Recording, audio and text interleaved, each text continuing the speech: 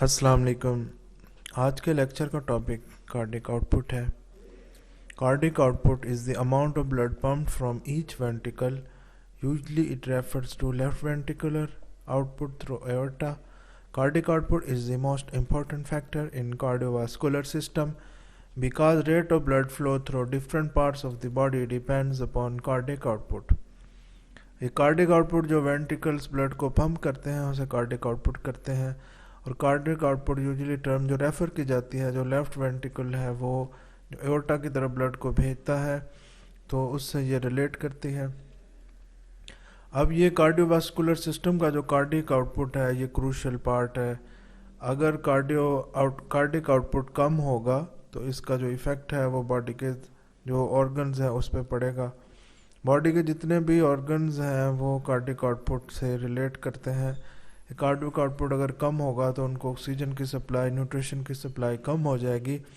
और इसके अलावा जो उनके जो वेस्ट प्रोडक्ट्स हैं उनमें से जो कार्बन डाइऑक्साइड ब्लड में शामिल होती है तो ये इनकी जो एक्सक्रीशन है वो कम हो जाएगी। कार्डिक आउटपुट को तीन तरह से एक्सप्रेस किया जाता है। उसमें स्ट्रोक वॉल्यूम है, माइन्यूट वॉल्यूम और cardiac index. Stroke volume. Stroke volume is the amount of blood pumped out by each ventricle during each beat. जब हार्ट बीट करता है तो इस दौरान जो वेंट्रिकल है वहाँ से जो ब्लड एओर्टा के ज़रिए बॉडी के जो दूसरे पार्ट्स हैं उनमें जाता है। तो एक बीट के दौरान जो ईच वेंट्रिकल से ब्लड निकलेगा तो उसे स्ट्रोक वॉल्यूम कहते हैं। स्ट्रोक वॉल्यूम तकरीबन 70 मिलीलीटर होता है। 60 to 80 मिलीलीटर इसकी रेंज होती है। और ये जब नॉर्मल तकरीबन 72 पर मिनट जब हार्ट रेट हो तो उस वक्त होगा। Minute volume is the amount of blood pumped out by each ventricle in 1 minute. It is the product of stroke volume and heart rate. अब ये जो मिनट वॉल्यूम होता है, जब एक वेंट्रिकल जो 1 मिनट के अंदर जितना ब्लड को पंप करता है तो इसका मिनट वॉल्यूम इसको कहते हैं। अब ये जो स्ट्रोक वॉल्यूम होता है और हार्ट रेट है ये उस पर डिपेंड करता है। Minute volume is equal two stroke volume multiply heart rate. अब इसका जो नॉर्मल वैल्यू होती है वो 5 लीटर होती है पर वेंट्रिकल ओवर मिनट। अब ये जो 1 मिनट के अंदर जो ब्लड पंप होगा वो तकरीबन 5 लीटर होगा। Cardiac index. Cardiac index is the minute volume expressed in relation to square meter of the body surface area. It is defined as the amount of blood pumped out per ventricle per minute per square meter of the body surface area. अब ये जो minute volume है इसको express किया जाता है body का जो सरफेस एरिया होता है 1 स्क्वायर मीटर में, उसके अंदर। नॉर्मल वैल्यू इसकी जो होती है वो 2.8 प्लस माइनस 0.3 लीटर पर स्क्वायर मीटर बॉडी के सरफेस एरिया की 1 मिनट के अंदर होती है। 1 मिनट के अंदर तकरीबन 2.8। अब ये मीन के 0.3 इसमें प्लस भी किए जा सकते हैं, 0.3 इसमें से माइनस भी किए जाएंगे। अगर 0.3 इसमें से माइनस कर दें तो ये तकरीबन हो जाता है 2.5, और अगर 0.3 इसमें प्लस कर दें तो ये हो जाता है 3.1। ये जो टोटल बॉडी का एरिया होता है वो तकरीबन 1.734 स्क्वायर मीटर होता है। तो इस वजह से जो कार्डिक इंडेक्स होगा वो तकरीबन यानी कि 5 लीटर टोटल बॉडी का होगा। Ejection fraction is the fraction of and diastolic volume that is ejected out by each ventricle. Normal ejection fraction is 60% to 65%। अब ये जो इजेक्शन फ्रैक्शन होता है, ये जो एंड डायस्टोलिक वॉल्यूम होता है जो कि एक जैसे राइट वेंट्रिकल है, लेफ्ट वेंट्रिकल, उनसे जो इजेक्ट होता है तो उसको इजेक्शन फ्रैक्शन कहते हैं, जो तकरीबन 60% to 65% होता है। एट्रिया से ब्लड वेंट्रिकल्स में आता है तो ये जो कंडीशन होती है ये डायस्टोलिक कंडीशन होती है, और जब ये कंप्लीट हो जाता है तो उस कंडीशन को एंड डायस्टोलिक कंडीशन कहते हैं। एंड डायस्टोलिक कंडीशन के अंदर ब्लड जो है वो कम्प्लीटली फिल वेंट्रिकल के अंदर हो जाता है और फिर वहाँ से ब्लड, उसके बाद जो है ये सिस्टोलिक कंडीशन शुरू होती है, ब्लड की कंट्रैक्शन, ब्लड को कंट्रैक्ट करके वेंट्रिकल्स कंट्रैक्ट करते हैं और ब्लड हार्ट से पंप कर दिया जाता है एओर्टा की तरफ और एओर्टा से बॉडी के ऑर्गन्स की तरफ चला जाता है। तो यहाँ जो इजेक्शन फ्रैक्शन की बात की गई है वो ये बात की गई है कि वेंट्रिकल के अंदर जब एंड डायस्टोलिक स्टेज होती है तो एंड डायस्टोलिक स्टेज के अंदर वेंट्रिकल के अंदर जो ब्लड आता है उसको पंप किया जाता है, वो तकरीबन नॉर्मल इजेक्शन फ्रैक्शन है 60% टू 65% होता है। Cardiac reserve, cardiac reserve is the maximum amount of blood that can be pumped out by heart above the normal value. Cardiac reserve plays an important role in increasing the cardiac output during the condition like exercise. अब cardiac reserve वो value होती है जब ये blood को pump किया जाता है, हार्ट ब्लड को पंप करता है, वेंट्रिकल से एओर्टा की तरफ जाता है, तो ये सारा ब्लड पंप नहीं होता, कुछ हार्ट के अंदर ही रह जाता है, तो उसे कार्डिक रिजर्व कहते हैं। अब जब ये एक्सरसाइज वगैरह होती है तो उसमें फिर ये कार्डिक रिजर्व ये इम्पोर्टेंट रोल प्ले करता है। और कार्डिक रिजर्व जैसे नॉर्मली तो जितना ब्लड पंप हो रहा होता है उतना होता है, लेकिन एक्सरसाइज के दौरान ज़्यादा ब्लड की नीड होती है, तो ये जो कार्डिक रिजर्व होता है ये इंक्रीज़ होता है, जिसकी वजह से कार्डिक आउटपुट इंक्रीज़ हो जाता है। अब ये जो एक्सरसाइज में ब्लड की नीड ज़्यादा इंक्रीज़ हो जाती है, ब्लड बॉडी को ज़्यादा चाहिए, तो उस दौरान जो कार्डिक रिजर्व होता है वो स्ट्रेस ऑफ एक्सरसाइज को कंप्लीट करता है, यानी कार्डिक आउटपुट को इंक्रीज़ कर देगा, जिसकी वजह से जो बॉडी को जितनी अमाउंट में ब्लड चाहिए, ऑक्सीजन चाहिए, न्यूट्रिशन चाहिए, तो वो उस ऑर्गन को जो एक्सरसाइज में यूज़ हो रहा हो, जैसे अगर फ़र्ज़ किया लेग्स यूज़ हो रही हैं, आर्म्स यूज़ हो रही हैं, तो उसको कार्डिक आउटपुट ज़्यादा होने की वजह से न्यूट्रिशन ऑक्सीजन ज़्यादा मिलेगी। कार्डिक रिजर्व को ये परसेंटेज में एक्सप्रेस किया जाता है, और नॉर्मल जो यंग हेल्दी एडल्ट होता है तो कार्डिक रिजर्व उसमें 300% टू 400% तक होता है, और ये ओल्ड एज में कम हो जाता है, ये तकरीबन 200% और 250% तक हो जाता है। अब ये जो एथलीट्स होते हैं जो रेगुलर एक्सरसाइज करते हैं, रेगुलर्स गेम करते हैं, तो उनके अंदर ये कार्डिक रिजर्व 500% टू 600% तक होता है। अब जो कार्डिक डिजीज़ होती हैं इसके अंदर जो कार्डिक रिजर्व है या तो बहुत कम हो जाता है या ना होने के बराबर होता है। फिजियोलॉजिकल वेरिएशंस, अब ये कार्डिक आउटपुट है, ये कुछ फिजियोलॉजिकल वेरिएशन है जिनके अंदर कुछ जो कार्डिक आउटपुट पर कुछ इफ़ेक्ट होता है, जैसे एज का इफ़ेक्ट है। चिल्ड्रन के अंदर एज का इफ़ेक्ट, जैसे चिल्ड्रन है तो कार्डिक आउटपुट कम होता है क्योंकि इनका जो ब्लड वॉल्यूम है वो कम होता है। कार्डिक इंडेक्स ये एडल्ट्स के अंदर ज़्यादा होता है और क्योंकि इनका जो बॉडी का जो लेस बॉडी सरफेस एरिया होता है। जेंडर के अंदर जो जैसे फीमेल्स हैं तो उनके अंदर कार्डिक आउटपुट कम होगा, और मेल्स के अंदर ये कार्डिक आउटपुट ज़्यादा होगा, क्योंकि जो फीमेल्स होंगी उनके अंदर जो कार्डिक आउटपुट है वो कम है, उनके अंदर जो ब्लड का वॉल्यूम है वो कम है। लेकिन जो कार्डिक इंडेक्स होगा वो मेल से ज़्यादा होगा, क्योंकि बॉडी का जो सरफेस एरिया है वो कम है। Body build, body build greater the body build more is the cardiac output. अगर बॉडी जो उसका यानी वॉल्यूम ज़्यादा है बॉडी का, तो उसमें जो कार्डिक आउटपुट होगा वो ज़्यादा होगा, ज़्यादा क्वांटिटी के अंदर ब्लड होगा, जिसकी वजह से कार्डिक आउटपुट भी इंक्रीज़ कर जाएगा। डायर्नल वेरिएशन, कार्डिक आउटपुट ये जो अर्ली मॉर्निंग होती है इसमें कम होता है और डे टाइम में ये इंक्रीज़ हो जाता है। अब ये डिपेंड करता है उसकी जो पर्सन है उसकी जो बेसिक कंडीशन है इंडिविजुअल की, जैसे कि वो यानी रेस्ट कर रहा है या वो कोई एक्सरसाइज कर रहा है, या इसके अलावा उसका जो एक एक्टिविटी है वो ज़्यादा है, तो ये कार्डिक आउटपुट उससे रिलेट करता है। Environmental temperature. Moderate change in temperature does not affect cardiac output. Increase in temperature above 30 centigrade raises cardiac output. अब ये अगर नॉर्मल टेम्परेचर होगा तो उसमें जो कार्डियक आउटपुट है वो इंक्रीज नहीं करेगा, वो नॉर्मल करेगा, लेकिन अगर 30 सेंटीग्रेड से ऊपर टेम्परेचर चला जाता है तो कार्डियक आउटपुट इंक्रीज हो जाएगा, क्योंकि जो बॉडी की एक्टिविटीज़ हैं वो बॉडी के अंदर जो मेटाबॉलिक एक्टिविटीज़ हो रही हैं, इसके अलावा और एक्शंस हो रहे हैं, तो ये इंक्रीज हो जाएंगे।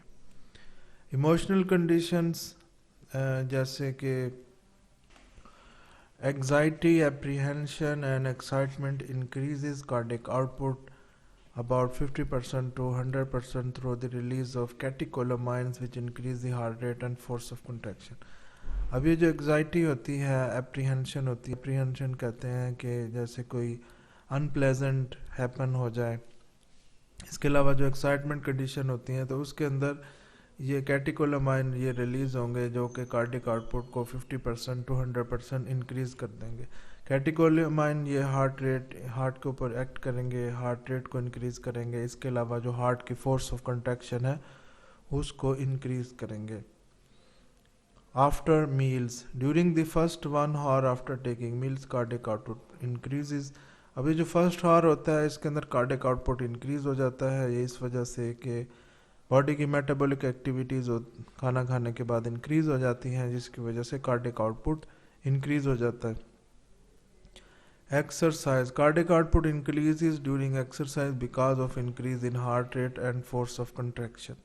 अब कार्डियक आउटपुट जो एक्सरसाइज है इसमें इंक्रीज हो जाएगा क्योंकि हार्ट रेट इंक्रीज हो रहा है, फोर्स ऑफ कंट्रैक्शन इंक्रीज हो रही है, जिसकी वजह से कार्डियक आउटपुट भी इंक्रीज हो जाएगा और बॉडी को ऑक्सीजन न्यूट्रिशन की ज़्यादा नीड होगी। हाई एल्टीट्यूड, अब ये जो कार्डियक आउटपुट होता है, अगर माउंटेन 10,000 अबव सी इसके ऊपर जो पर्सन रहते हैं तो कार्डियक आउटपुट जो है वो उनमें ज़्यादा होता है, क्योंकि एड्रेनालिन की सिक्रीशन ज़्यादा होती है।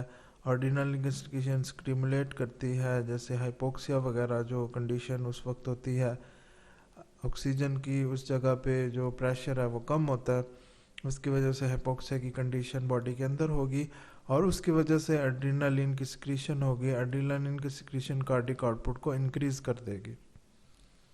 Posture, while changing from recumbent to upright position the cardiac output decreases। अब ये जो रिकम्बेंट पोजीशन होती है ये लेइंग डाउन वाली पोजीशन होती है, इससे जब अपराइट पोजीशन में आएंगे तो कार्डियक आउटपुट कम हो जाएगा। Pregnancy, during the later months of pregnancy cardiac output increases by 40%।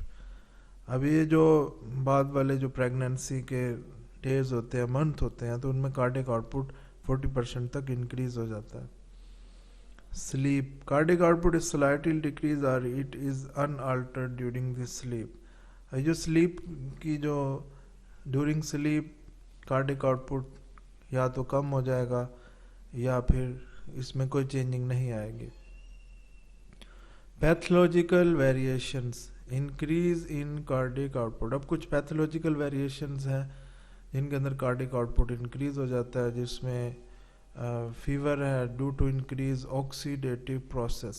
Fever के अंदर ऑक्सीडेटिव प्रोसेस वगैरह इंक्रीज हो जाते हैं, जिसकी वजह से कार्डियक आउटपुट इंक्रीज हो जाता है। एनीमिया, हाइपोक्सिया हो जाता है एनीमिया में, जिसकी वजह से कार्डियक आउटपुट इंक्रीज हो जाएगा। अब जैसे इधर प्रीवियस स्लाइड्स के अंदर हमने देखा कि हाइपोक्सिया हुआ है यानी हाई एल्टीट्यूड पे, जिसकी वजह से एड्रेनालिन सिक्रीशन हुई है। एड्रेनालिन की सिक्रीशन की वजह से जो कार्डियक आउटपुट है वो इंक्रीज कर गया है।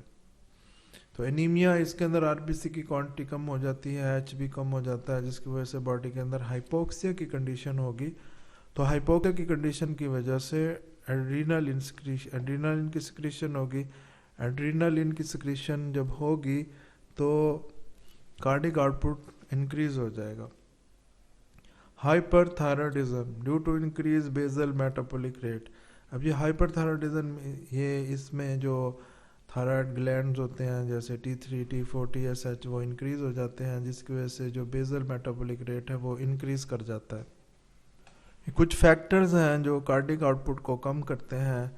इन फैक्टर में हाइपोथायरॉयडिज्म, जो हार्मोन्स हैं थायराइड ग्लैंड के वो कम हो जाते हैं, उनकी जो रिलीज है जैसे T3, T4, TSH वगैरह, थायराइड स्टिमुलेटिंग हार्मोन, थायरॉक्सिन वगैरह, वो ये इनकी क्वांटिटी ब्लड के अंदर कम हो जाती है, जिसकी वजह से जो बेसिक मेटाबॉलिक प्रोसेस हैं वो कम हो जाते हैं।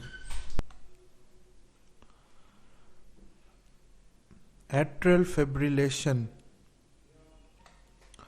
एट्रियल फिब्रिलेशन इसके दौरान जो वेंट्रिकल्स की फीलिंग है वो इनकम्प्लीट होती है, जिसकी वजह से कार्डिक आउटपुट कम हो जाता है।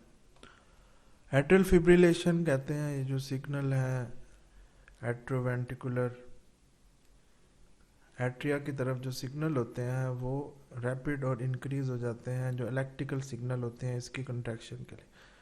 तो ये अनकंट्रोल और फास्ट जो कंट्रैक्शन है वो एट्रिया के अंदर होती है, जिसकी वजह से जो वेंट्रिकल की तरफ ब्लड होता है वो वेंट्रिकल्स प्रॉपर फील नहीं हो पाते और प्रॉपर जो कार्डिक आउटपुट है वो हो नहीं पाता।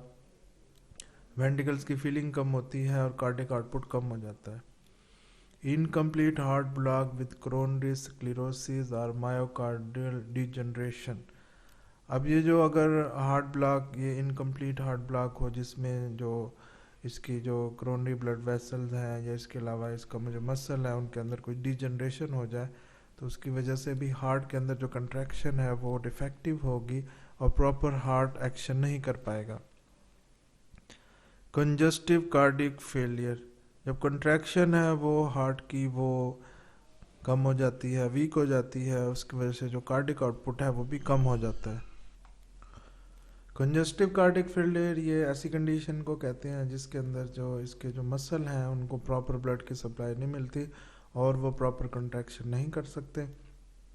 इसमें जो कोरोनरी आर्टरीज हार्ट के मसल को ब्लड की सप्लाई कर रही होती हैं उनमें कोई ब्लॉकेज आ जाती है या कोई लिपिड अकोमुलेशन हो जाती है, जिसकी वजह से हार्ट के जो मसल है उनकी कंट्रैक्शन पर इफेक्ट पड़ता है। Shock due to poor pumping and circulation, अब ये बाज़-औक़ात हाइपोवोलेमिक शॉक हो जाता है, प्लाज्मा का वॉल्यूम कम हो जाता है, जिसकी वजह से कार्डिक आउटपुट है वो कम हो जाएगा। कार्डिक आउटपुट कम होगा तो पर्सन शॉक की तरफ चला जाएगा। हेमरेज, अगर कोई जैसे आर्टरी है उसकी रप्चर हो गई है वो, तो उसकी वजह से जो ब्लड का वॉल्यूम है वो कम हो जाएगा और इसका इफेक्ट कार्डिक आउटपुट पे पड़ेगा। Distribution of cardiac output, the whole amount of blood pumped out by the right ventricle goes to lungs, but the blood pumped by the left ventricle is distributed to different parts of the body. अब ये जो blood ventricles में आता है तो right ventricle ये blood को pump करता है लंग्स की तरफ, तो जितना भी ब्लड राइट वेंट्रिकल में आएगा वो सारा का सारा लंग्स की तरफ भेज दिया जाएगा ताकि वहाँ इनकी ऑक्सीजनेटेड हो और डीऑक्सीजनेटेड ब्लड को ऑक्सीजनेटेड किया जा सके। लेकिन जो लेफ्ट वेंट्रिकल इसके अंदर जो ब्लड आता है ये बॉडी के सारे पार्ट्स में डिस्ट्रीब्यूट कर दिया जाता है। उसमें हार्ट के मसल्स हैं, उसमें लीवर है, स्प्लीन है, इंटेस्टाइन्स हैं, इसके अलावा किडनीज हैं, स्केलेटल मसल हैं, तो सारे का सारा ब्लड ये इसको डिस्ट्रीब्यूट कर दिया जाता है होल बॉडी में। Fraction of cardiac output distributed to a particular region और organ depends upon the metabolic activities of the region और ऑर्गन। अब ये जो कार्डिक आउटपुट का फ्रैक्शन है ये जो जिस ऑर्गन को भेजा जाता है ये इस ऑर्गन की नीड पे डिपेंड करता है और उसकी मेटाबॉलिक एक्टिविटी पे डिपेंड करता है। जितनी उस ऑर्गन को नीड होती है, जितना उसने वर्क करना होता है, उस हिसाब से ब्लड की सप्लाई उस ऑर्गन की तरफ हो जाती है। Distribution of blood pumped out of left ventricle, distribution of blood pumped out of left ventricle to different organs and the percentage of the cardiac are given in table. Heart which pumps the blood to all other organs receives the least amount of blood. Liver receives maximum amount of blood. अब ये जो heart है ये सबसे कम, इसको जो valves हैं जैसे मायोकार्डियम है, एंडोकार्डियम है, तो इसकी जो वॉल्स होती हैं, मसल होते हैं, तो इसे सबसे कम ब्लड मिलता है और लीवर्स को सबसे ज़्यादा ब्लड दिया जाता है। अब ये जो लीवर है ये तकरीबन 1500 ml पर मिनट इसको ब्लड दिया जाता है और इसकी जो परसेंटेज है 30% होती है।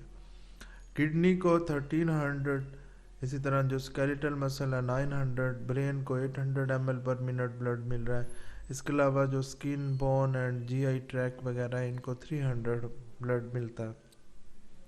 हार्ट को तकरीबन 200 मिलता है, जो टोटल तकरीबन 5 लीटर ब्लड हो जाता है और ये इसी तरह इसकी ये परसेंटेज है। Factors maintaining cardiac output. अब कुछ फैक्टर्स हैं जो कार्डिक आउटपुट को मेंटेन कर रहे हैं, उसमें वेनस फैक्टर है, इसी तरह कंट्रैक्शन का फैक्टर है, हार्ट रेट है, पेरिफेरल रेजिस्टेंस है। Venous return is the amount of blood which is returned to heart from different parts of the body. When it increases, the ventricular filling and cardiac output are increased. अभी जो Venus return होता है, जितना भी blood है जो जो कि बॉडी के सारे पार्ट्स हैं, जैसे ब्रेन है, स्केलेटल मसल है, इसी तरह स्किन है, गैस्ट्रोइंटेस्टाइनल ट्रैक है, लीवर, स्प्लीन और इसी तरह किडनीज हैं, ब्लेडर है, तो जितना भी ब्लड है ये वहाँ से वापस वेन्स में आता है और वेन से फिर ये हार्ट में इंटर होता है। अब अगर ये ब्लड इंक्रीज होगा तो फिर कार्डिक आउटपुट भी इंक्रीज हो जाएगा, वेंट्रिकुलर की फीलिंग ज़्यादा होगी। कार्डिक आउटपुट ये डायरेक्टली प्रोपोर्शनल होता है वेनस रिटर्न के। अगर वेनस रिटर्न कम हो जाएगा तो कार्डिक आउटपुट भी कम हो जाएगा। अब ये जो अदर फैक्टर्स हैं जैसे force of contraction, heart rate, peripheral resistance, अगर ये कांस्टेंट हो जाए तो फिर ये डायरेक्टली प्रोपोर्शनल है वेनस रिटर्न के। अगर इसमें कोई प्रॉब्लम होगी तो फिर ये कांस्टेंट नहीं रहेंगे और ये फिर वेनस रिटर्न अगर नॉर्मल भी होगा, वेनस रिटर्न अगर ज़्यादा भी होगा लेकिन फोर्स ऑफ कंट्रैक्शन कम है, हार्ट रेट कम है या पेरिफेरल रेजिस्टेंस इंक्रीज हो गई है, तो इसका इफेक्ट कार्डिक आउटपुट पे पड़ेगा। Venus return in turn depends on 5 factors. अब वेनस रिटर्न 5 फैक्टर्स पे डिपेंड करता है, जिसमें रेस्पिरेटरी पंप है, muscle pump, gravity, venous pressure, sympathetic tone. Respiratory pump is the respiratory activity that helps to return of blood to heart during inspiration. It is also called abdominothoracic pump. During inspiration, thoracic cavity expands and makes the intrathoracic pressure more negative. It increases the diameter of inferior vena cava, resulting in increased venous return. अब ये जो respiratory pump होता है तो इसकी जो activity होती है वो रिलेट करती है इंस्पायरेशन के दौरान। इसको एब्डोमिनोथोरेसिक पंप भी कहा जाता है। इंस्पायरेशन के दौरान जो थोरेसिक कैविटी है ये एक्सपेंड करती है, जिसकी वजह से नेगेटिव प्रेशर इंक्रीज हो जाता है। नेगेटिव प्रेशर इंक्रीज होने की वजह से जो इन्फीरियर वेना केवा है तो इसका जो डायमीटर है ये इंक्रीज कर जाएगा, जिसकी वजह से जो वेनस रिटर्न है वो भी इंक्रीज कर जाएगा। और एट द सेम टाइम और इसी दौरान जो डायफ्राम है तो इसका जो ये डायफ्राम, इसमें जो प्रेशर है इंट्रा एब्डोमिनल प्रेशर, वो डायफ्राम इंक्रीज करेगा। डायफ्राम इंट्रा एब्डोमिनल प्रेशर को रेज करेगा, उस पर प्रेशर डालेगा, जिसकी वजह से जो एब्डोमिनल वेन्स हैं वो कंप्रेस होंगी। जब ये कंप्रेस होंगी तो ब्लड को हार्ट की तरफ पुश किया जाएगा, जिसकी वजह से वेनस रिटर्न इंक्रीज कर जाएगा। रेस्पिरेटरी पम्प जो है ये बहुत ज़्यादा स्ट्रॉन्ग है और इसके जो फोर्स ऑफ रेस्पिरेशन है ये इसके दौरान ये ज़्यादा हो जाता है और ये सवेयर होता है मस्कुलर एक्सरसाइज में। Increase in Venus return. अब ये जो वेनस रिटर्न इंक्रीज हो रहा है तो ये कुछ फैक्टर्स हैं जिसकी वजह से जो हम ऑलरेडी डिस्कस कर चुके हैं। अब जैसे इंस्पायरेशन होगी तो क्या होगा कि डायफ्राम ये जो एब्डोमिनल कैविटी है उस पर जब ये इंट्राथोरेसिक प्रेशर इंक्रीज होगा, थोरेसिक कैविटी इंक्रीज होगी तो डायफ्राम का प्रेशर एब्डोमिन पे ज़्यादा पड़ेगा। एब्डोमिन पे प्रेशर इंक्रीज होने की वजह से जो इंट्रा एब्डोमिनल प्रेशर है वो इंक्रीज हो जाएगा, वेन्स जो है वो कंप्रेस होंगी और फिर ये वेन्स ब्लड को कंप्रेस होके वेनस रिटर्न को इंक्रीज करेंगी, हार्ट की तरफ ब्लड को ज़्यादा भेजेंगी। थोरेसिक केज, ये जब इसकी एक्सपेंशन होगी नेगेटिविटी इंक्रीज होगी, नेगेटिविटी इंक्रीज जब होगी तो इंफीरियर वेना केवा के डायमीटर को इंक्रीज कर देगी, जिसकी वजह से जो वेनस रिटर्न है वो इंक्रीज हो जाएगा। Muscle pump, muscle pump is the muscular activity that helps in return of the blood to the heart. During muscular activities, the veins are compressed or squeezed due to presence of valves in the veins. During compression of blood is moved towards the heart. When muscular activity increases, the venous return is more. अब ये जो muscular activity है ये blood को वापस heart की तरफ लेके आती है, उसको इंक्रीज करती है हार्ट की तरफ। और ये जो वेन्स होती हैं जो मसल्स के साथ होती हैं, तो ये इन पे प्रेशर पड़ता है, मसल इनके ऊपर प्रेशर डालते हैं, इनको कंप्रेस करते हैं, स्क्वीज़ करते हैं। अब ये वेन्स के अंदर वाल्व मौजूद होते हैं, तो ये जो कंप्रेशन होती है ब्लड की, तो उसकी तरफ वजह से ये हार्ट की तरफ ब्लड जाता है। अब ये जो मस्कुलर एक्टिविटी जैसे अगर ये इंक्रीज़ होगी तो वेनस रिटर्न ये भी इंक्रीज़ हो जाएगा। When the skeletal muscles contract, the vein located in between the muscle is compressed. Valve of the vein proximal to the contracting muscles is opened and the blood is propelled towards heart. Valve of the vein distal to the muscle is closed by the backflow of blood. अब ये जो veins होते हैं ये muscle के बीच में होती हैं, जब मसल कंट्रैक्ट करते हैं तो इन वेन्स में जो ब्लड होता है वो हार्ट की तरफ ज़्यादा जाता है। अब मसल कंट्रैक्ट करेंगे तो वेन्स भी कंप्रेस होंगी जो मसल के बीच में है। अब इनके अंदर जो वाल्व होते हैं तो उनके अंदर भी कंट्रैक्शन होती है। अब जो प्रोक्सिमल एंड होता है उस तरफ वाला वाल्व ओपन होगा और ब्लड उसके अंदर चला जाएगा, और फिर जो डिस्टल वाल्व होगा वो ओपन हो जाएगा, प्रोक्सिमल वाल्व क्लोज हो जाएगा, तो ब्लड आगे प्रोपेल हो जाएगा हार्ट की तरफ। During relaxation of the muscles, the valve proximal to the muscle closes and prevents the backflow of blood. The valve distal to the muscles opens and allows the blood to flow upwards. अब ये जो muscle relax कर रहा होता है, जो proximal valve है close हो जाता है और बैक फ्लो से बचाता है, और जो डिस्टल मसल होता है, डिस्टल वाल्व होता है मसल का जो वेन्स के अंदर मौजूद है, मसल के साथ वो लगा हुआ है, तो वो ओपन होता है और ब्लड आगे फ्लो करता है। Gravity, gravitational force reduces the venous return when a person stands for a long period. Gravity causes pulling of blood in the legs, which is called venous pulling. Because of venous pulling, the amount of blood returning to heart decreases. ये जो gravitational force होती है तो Venus return इसकी वजह से कम हो जाता है। अगर कोई पर्सन ये लॉन्ग पीरियड के लिए एक स्टैंडिंग पोजीशन में रहे तो ग्रेविटी की वजह से जो ब्लड है वो लेग्स की में ज़्यादा हो जाएगा, इसे वेनस पुलिंग कहते हैं। वेनस पुलिंग की वजह से जो ब्लड की अमाउंट है हार्ट की तरफ वो कम हो जाएगी। Venous pressure also affects the Venus return. Pressure in the venules is 12 to 18 millimeter mercury. In the smaller and larger veins, the pressure gradually decreases. In the great veins, inferior vena cava and superior vena cava, the pressure falls to about 5.5. At the junction of vena cava and right atrium, it is about 4.6. Pressure in the right atrium is still low and it alters during cardiac action. It falls to 0 during atrial diastole. This pressure gradient at every part of venous tree helps as a driving force for venous return. अब ये different pressure की यहाँ बात की गई है जो Venus return में हेल्पफुल होते हैं। अब ये बिल्कुल ज़ीरो प्रेशर भी नहीं होता, तो ये डिफरेंट प्रेशर जो अभी उसको डिस्कस किया गया, ये जैसे वेन्यूल्स हैं, स्मॉल वेन है, लार्ज वेन्स हैं, इन सब में प्रेशर्स होते हैं जिसकी वजह से ये ब्लड आगे की तरफ जाता है। अगर ज़ीरो प्रेशर हो जाएगा तो फिर ये ब्लड जो है इसकी सर्कुलेशन ये इफ़ेक्ट होगी।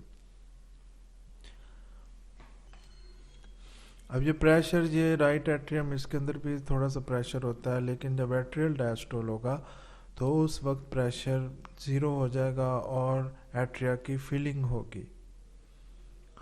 Sympathetic tone. Venous return is aided by sympathetic tone or vasomotor tone which causes constriction of venules. Sympathetic tone या वैजोमीटर टोन ये ब्रेन के साथ इसका रिलेशन है, ऑटोनोमिक नर्वस सिस्टम का पार्ट है सिंपैथेटिक, तो उसकी वजह से भी ये जो वेनस रिटर्न है ये इससे लिंक करता है। उसमें जो सिंपैथेटिक टोन है ये कंस्ट्रिक्शन करता है वेन्यूल्स की। अब वैजो कंस्ट्रिक्शन की वजह से जो ब्लड है वो पुश होता है हार्ट की तरफ। यहाँ इस पिक्चर के अंदर एक मसल पंप को दिखाया गया है कि ये अंदर ये जो मसल है इसकी कंट्रैक्शन हो रही है, ये ब्लड इधर आया है और ये डिस्टल वाल क्लोज हो गया ताकि बैक फ्लो ना हो और ये मसल कंट्रैक्ट करेंगे और ये प्रोक्सिमल वाल्व से आगे ब्लड चला जाएगा। इसी तरह यहाँ मसल रिलैक्स कर रहे हैं और इसके अंदर डिस्टल वाल्व इसका ओपन हो गया है और ब्लड इसके अंदर आ रहा है। प्रोक्सिमल वाल्व क्लोज है और फिर जब ये मसल कंट्रैक्ट होगा तो डिस्टल वाल्व क्लोज हो जाएगा, प्रोक्सिमल वाल्व ओपन हो जाएगा और ब्लड ये आगे की तरफ चला जाएगा। Force of contraction. Cardiac output is directly proportional to the force of contraction provided the other three factors remain constant. अब ये अदर थ्री फैक्टर्स अगर वो कांस्टेंट रहे हैं, अदर थ्री फैक्टर्स जिनमें वेनस रिटर्न शामिल है, हार्ट रेट शामिल है, पेरिफेरल रेजिस्टेंस, अगर ये कांस्टेंट हो तो फिर जो फोर्स ऑफ कंट्रैक्शन है वो इफेक्टिव होती है और cardiac output directly proportional to force of contraction भी होता है। अगर ये venous return, heart rate, peripheral resistance ये कांस्टेंट ना हो तो फोर्स ऑफ कंट्रैक्शन अगर नॉर्मल भी होगी तब भी जो कार्डियक आउटपुट है वो नॉर्मल नहीं होगा। According to Frank-Starling law, force of contraction of heart is directly proportional to the initial length of muscle fibers. Before the onset of contraction, force of contraction depends upon preload and afterload. Preload is the stretching of cardiac muscle fibers at the end of diastole, just before contraction. अब ये जो preload होता है, ये stretching होती है cardiac muscle की जब ये डायस्टोल का एंड हो रहा होता है। डायस्टोल के अंदर ये ब्लड हार्ट के अंदर इंक्रीज हो रहा होता है, हार्ट के अंदर एकोमुलेट हो रहा होता है, तो ये जस्ट जब एंड ऑफ डायस्टोल होता है तो उस वक्त जो कंट्रैक्शन होती है तो उसको प्रीलोड कहेंगे। It is due to increase in ventricular pressure caused by filling of blood during diastole. Diastole के अंदर जो वेंट्रिकल के अंदर ब्लड की अमाउंट ज़्यादा होती है तो उसके अंदर प्रेशर भी इंक्रीज करता है। Stretching of muscle fiber increases the length which increases the force of contraction and cardiac output. अब ये जो इसके अंदर जो वेंट्रिकल के अंदर जो मसल फाइबर्स होंगे तो उनकी लेंथ इंक्रीज होती है जिसकी वजह से जो फोर्स ऑफ कंट्रैक्शन है वो भी इंक्रीज होगी, कार्डियक आउटपुट भी इंक्रीज होगा। Afterload is the force against which ventricle must contracts and ejects the blood. अब जो जैसे ही ये डायस्टोल ये एंड होता है, हार्ट के जो ब्लड है फिल हो जाता है, हार्ट में वेंट्रिकल्स फिल हो जाते हैं, तो उसके बाद वेंट्रिकल्स कंट्रैक्ट करते हैं और ब्लड को इजेक्ट करते हैं, उसे कहते हैं after load. Force is determined by arterial pressure at the end of isometric contraction period, semilunar valves are open and the blood is ejected into the aorta and pulmonary artery. अब ये जो after load होगा तो इसमें ventricles contract करते हैं तो semilunar valves open हो जाएंगे और जो कंट्रैक्शन है वो इंक्रीज होगी और एओर्टा और पल्मोनरी आर्टरी इनमें ब्लड इंटर कर दिया जाएगा, जहाँ से पल्मोनरी आर्टरी के ज़रिए ब्लड लंग्स की तरफ चला जाएगा और एओर्टा से ये बाकी जो बॉडी के पार्ट हैं उनकी तरफ इजेक्ट कर दिया जाएगा। So the pressure increases in these two vessels. Now the ventricles have to work against this pressure for further ejection. Thus the afterload for left ventricle is determined by aortic pressure and afterload for right ventricle pressure is determined by pressure in pulmonary artery. अब ये जो pressure होगा ये इसको जो determine किया जाएगा, जो राइट वेंट्रिकल का होगा वो पल्मोनरी आर्टरी के प्रेशर से डिटरमिन किया जाएगा और जो लेफ्ट वेंट्रिकल का प्रेशर होगा उसको एओर्टिक प्रेशर के ज़रिए डिटरमिन किया जाएगा। इन दोनों ये ब्लड वेसल्स के अंदर जो प्रेशर है वो इंक्रीज़ कर जाएगा और ब्लड इन दोनों ब्लड वेसल के अंदर इजेक्ट कर दिया जाएगा। Force of conduction of heart and cardiac output are inversely proportional to after load. अभी जो फोर्स ऑफ कंट्रैक्शन है हार्ट की और कार्डिक आउटपुट होता है तो ये आफ्टर लोड के इन्वर्सली प्रोपोर्शनल होता है। अगर आफ्टर लोड ज़्यादा हो जाएगा तो ये फोर्स ऑफ कंट्रैक्शन और कार्डिक आउटपुट कम हो जाएंगे, और अगर आफ्टर लोड कम होगा तो कंट्रैक्शन और कार्डिक आउटपुट ये इंक्रीज कर जाएंगे। Heart rate, cardiac output is directly proportional to heart rate provided the other three factors remain constant. तो कार्डिक आउटपुट डायरेक्टली प्रोपोर्शनल होता है हार्ट रेट के। हार्ट रेट अगर बाकी सब नॉर्मल हो, बाकी कंडीशंस नॉर्मल हो, तो कार्डिक आउटपुट हार्ट रेट के साथ डायरेक्टली प्रोपोर्शनल होगा। हार्ट रेट अगर कम होगा तो कार्डिक आउटपुट भी कम हो जाएगा, हार्ट रेट अगर ज़्यादा होगा तो कार्डिक आउटपुट भी इंक्रीज कर जाएगा। अब ये जो बाकी फैक्टर्स हैं वो जैसे वेनस रिटर्न है, फोर्स ऑफ कंट्रैक्शन है और पेरिफेरल रेजिस्टेंस है, अगर ये तीनों फैक्टर्स नॉर्मल होंगे तो फिर हार्ट रेट अगर कम होता है तो कार्डिक आउटपुट भी कम होगा। तो अगर हार्ट रेट नॉर्मल है, ये बाकी फैक्टर में से कोई एक फैक्टर अगर नॉर्मल नहीं होगा तो उसका इफेक्ट हार्ट रेट पर पड़ेगा, उसका डायरेक्टली इफेक्ट कार्डिक आउटपुट पे भी पड़ेगा। Moderate change in heart rate does not alter the cardiac output. If there is a marked increase in heart rate, cardiac output is increased. If there is marked decrease in heart rate, cardiac output is decreased. अगर कोई moderate change होगा, slightly से change heart rate के अंदर होगा तो इसका effect cardiac output पे नहीं पड़ेगा। लेकिन अगर बहुत ज़्यादा चेंज हार्ट रेट पर होता है, हार्ट रेट इंक्रीज़ कर जाता है तो कार्डियक आउटपुट भी इंक्रीज़ करेगा, और अगर हार्ट रेट कम हो जाता है तो कार्डियक आउटपुट भी कम हो जाएगा। Peripheral resistance is the resistance offered to blood flow at the peripheral blood vessels. Peripheral resistance is the resistance or load against which the heart has to pump the blood. So the cardiac output is inversely proportional to peripheral resistance. Resistance is offered at arterioles so that arterioles are called resistant vessels. In body, maximum peripheral resistance is offered at this splanchnic region. अब ये जो resistance होती है, जो heart से blood निकलता है और फिर एओर्टा से ब्लड वेसल आर्टरीज की तरफ चला जाता है, तो ब्लड वेसल्स के अंदर रेजिस्टेंस भी होती है, जैसे आर्ट्रियोल्स होती हैं जो रेजिस्टेंस प्रोड्यूस करती हैं। अब ये जो आर्ट्रियोल्स हैं ये रेजिस्टेंस प्रोड्यूस करेंगी तो ये ब्लड के फ्लो में उसको मेंटेन करेंगी। जो ऑर्गन्स में ब्लड का फ्लो होता है तो उससे पहले आर्ट्रियोल्स होते हैं जो ऑर्गन में ब्लड को लेके जाते हैं। अब आर्ट्रियोल्स अगर ये इनके अंदर इनका डायमीटर कम होगा तो फिर ब्लड फ्लो कम हो जाएगा, अगर इनका डायमीटर ज़्यादा होगा तो ब्लड फ्लो भी रेज कर जाएगा। आर्ट्रियोल्स को रेजिस्टेंस वेसल भी कहा जाता है। और जो मैक्सिमम पेरिफेरल रेजिस्टेंस होती है वो जो बॉडी का स्प्लैंचनिक रीजन है वहाँ होती है। एब्डोमिनल ऑर्गन्स, एब्डोमिनल कैविटी के अंदर जो ऑर्गन्स वगैरह हैं उसको स्प्लैंचनिक रीजन कहा जाता है।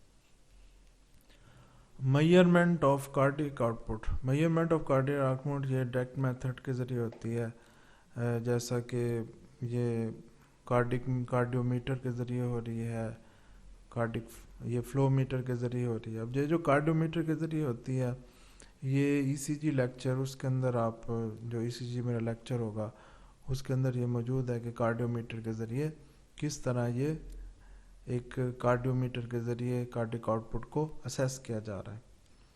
By using flow meter, mechanical flow meter is used to measure cardiac output और the amount of blood flow to any organ.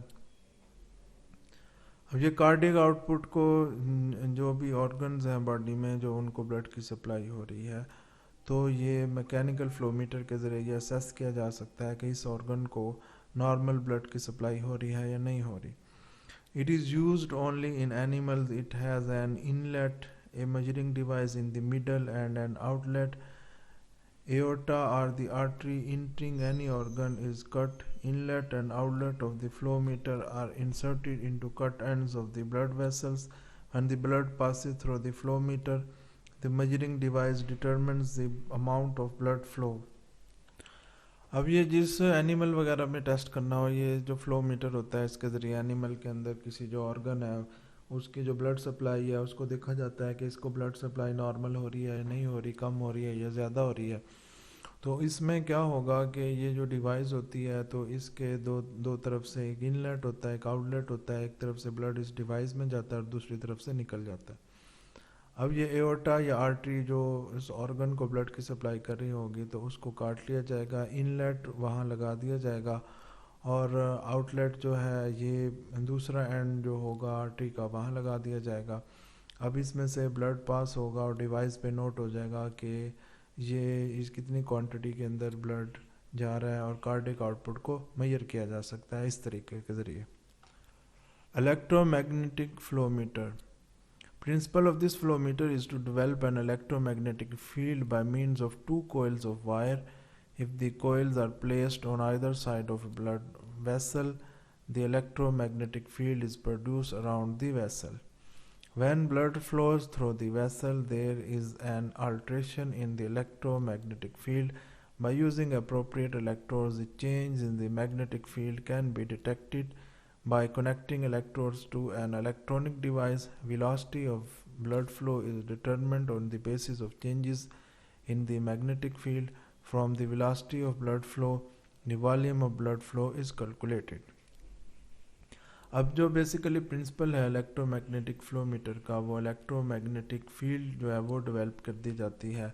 ये दो कोयल्स होती हैं जो कि जो एक ब्लड वेसल है उसके राउंड लगा दी जाती हैं। अब जो करंट पास होता है तो उसके अंदर वेरिएशन आती है। जो अगर ब्लड फ्लो कम होगा या ज़्यादा होगा, ब्लड फ्लो के अंदर अल्ट्रेशन आएगी, तो जो इलेक्ट्रोमैग्नेटिक फील्ड बन गया है तो उसके अंदर भी वेरिएशन आएगी, जिसकी वजह से डिटेक्ट किया जा सकता है कि इस वक्त जो कार्डिक आउटपुट है वो कम है या ज़्यादा है। अब इसके अंदर इलेक्ट्रोड यूज़ होते हैं और जो मैग्नेटिक फील्ड के अंदर अगर कोई चेंजिंग आएगी तो इलेक्ट्रोड जो है वो ये बताएंगे कि ये आगे एक इलेक्ट्रॉनिक डिवाइस के साथ जो अटैच होंगे तो वो ये बताएंगे कि इस वक्त जो ब्लड फ्लो की वेलोसिटी है वो कम है या ज़्यादा है। An electromagnetic probe is devised with the electromagnetic coils and the electrodes. The probe has a cleft and it is fixed in such a way that the intact blood vessel passes through the cleft. The probe almost encircles the blood vessel. The probe is connected to the electronic device to measure the volume of the blood flow. अब electromagnetic probe है जिसके अंदर एक cleft होता है जिसके जो blood vessel वहाँ से गुजारी जाती है और इसको डिटेक्ट किया जाता है।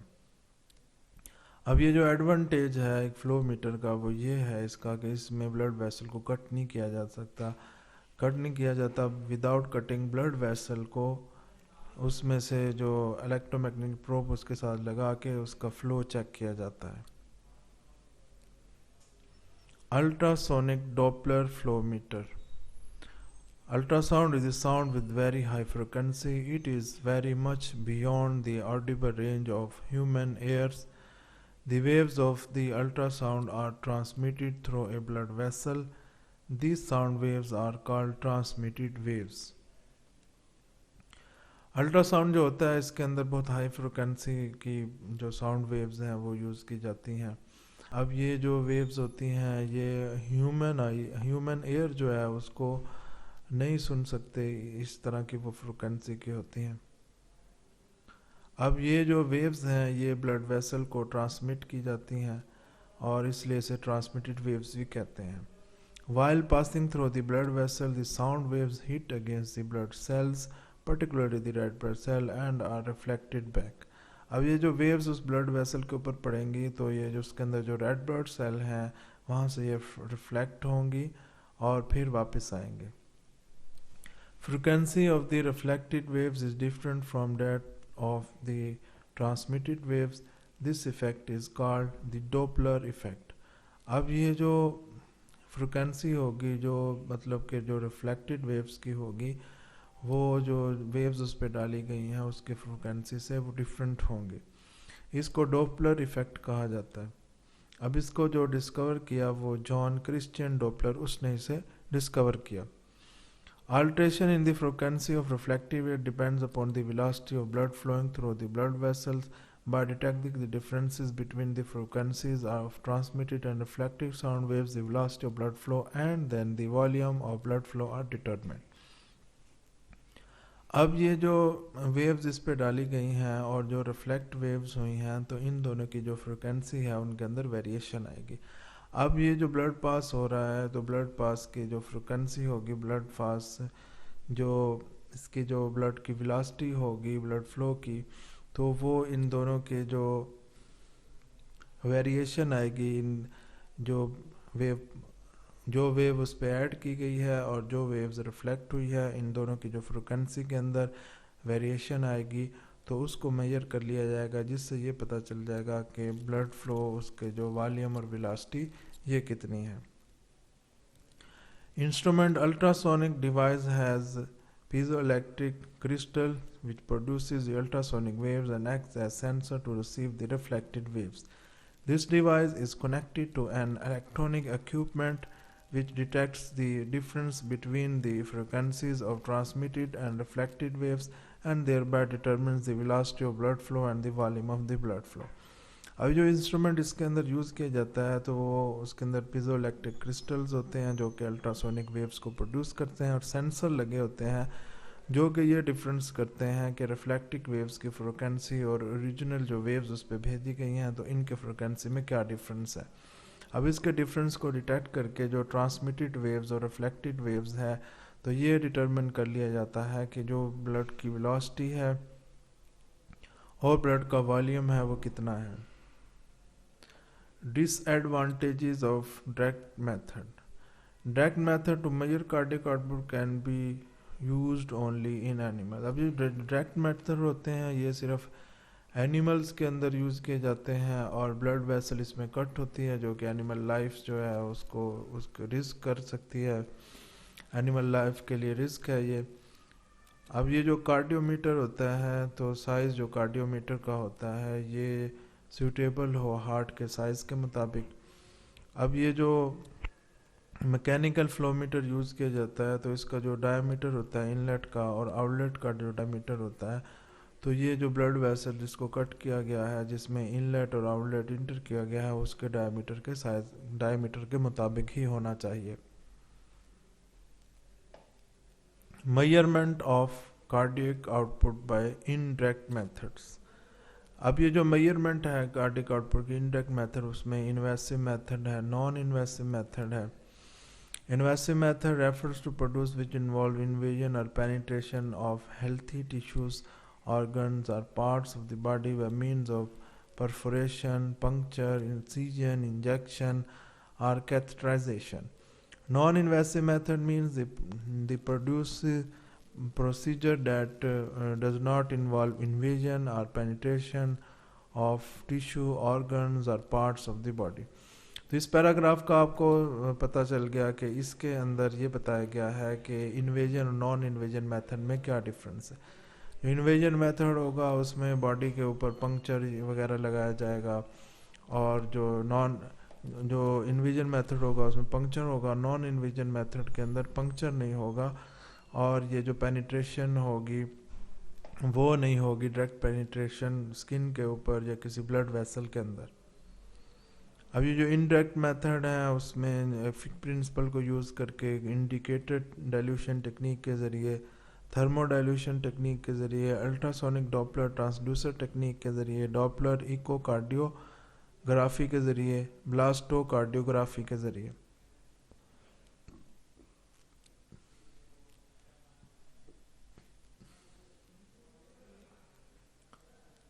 एडोल्फ फिक इसने फिक प्रिंसिपल को 1870 में डिस्क्राइब किया.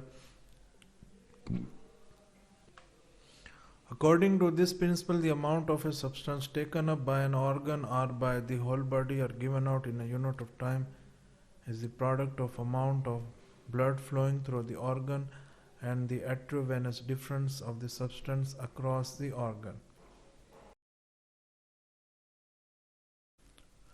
फिक प्रिंसिपल ये डिस्क्राइब करता है कि किसी भी ऑर्गन में जो ब्लड की सप्लाई होती है और उसके अंदर जो अमाउंट ऑफ सब्सटेंस होती है, तो कितनी उस अमाउंट उस ऑर्गन ने यूज़ कर ली है, यूटिलाइज कर ली है।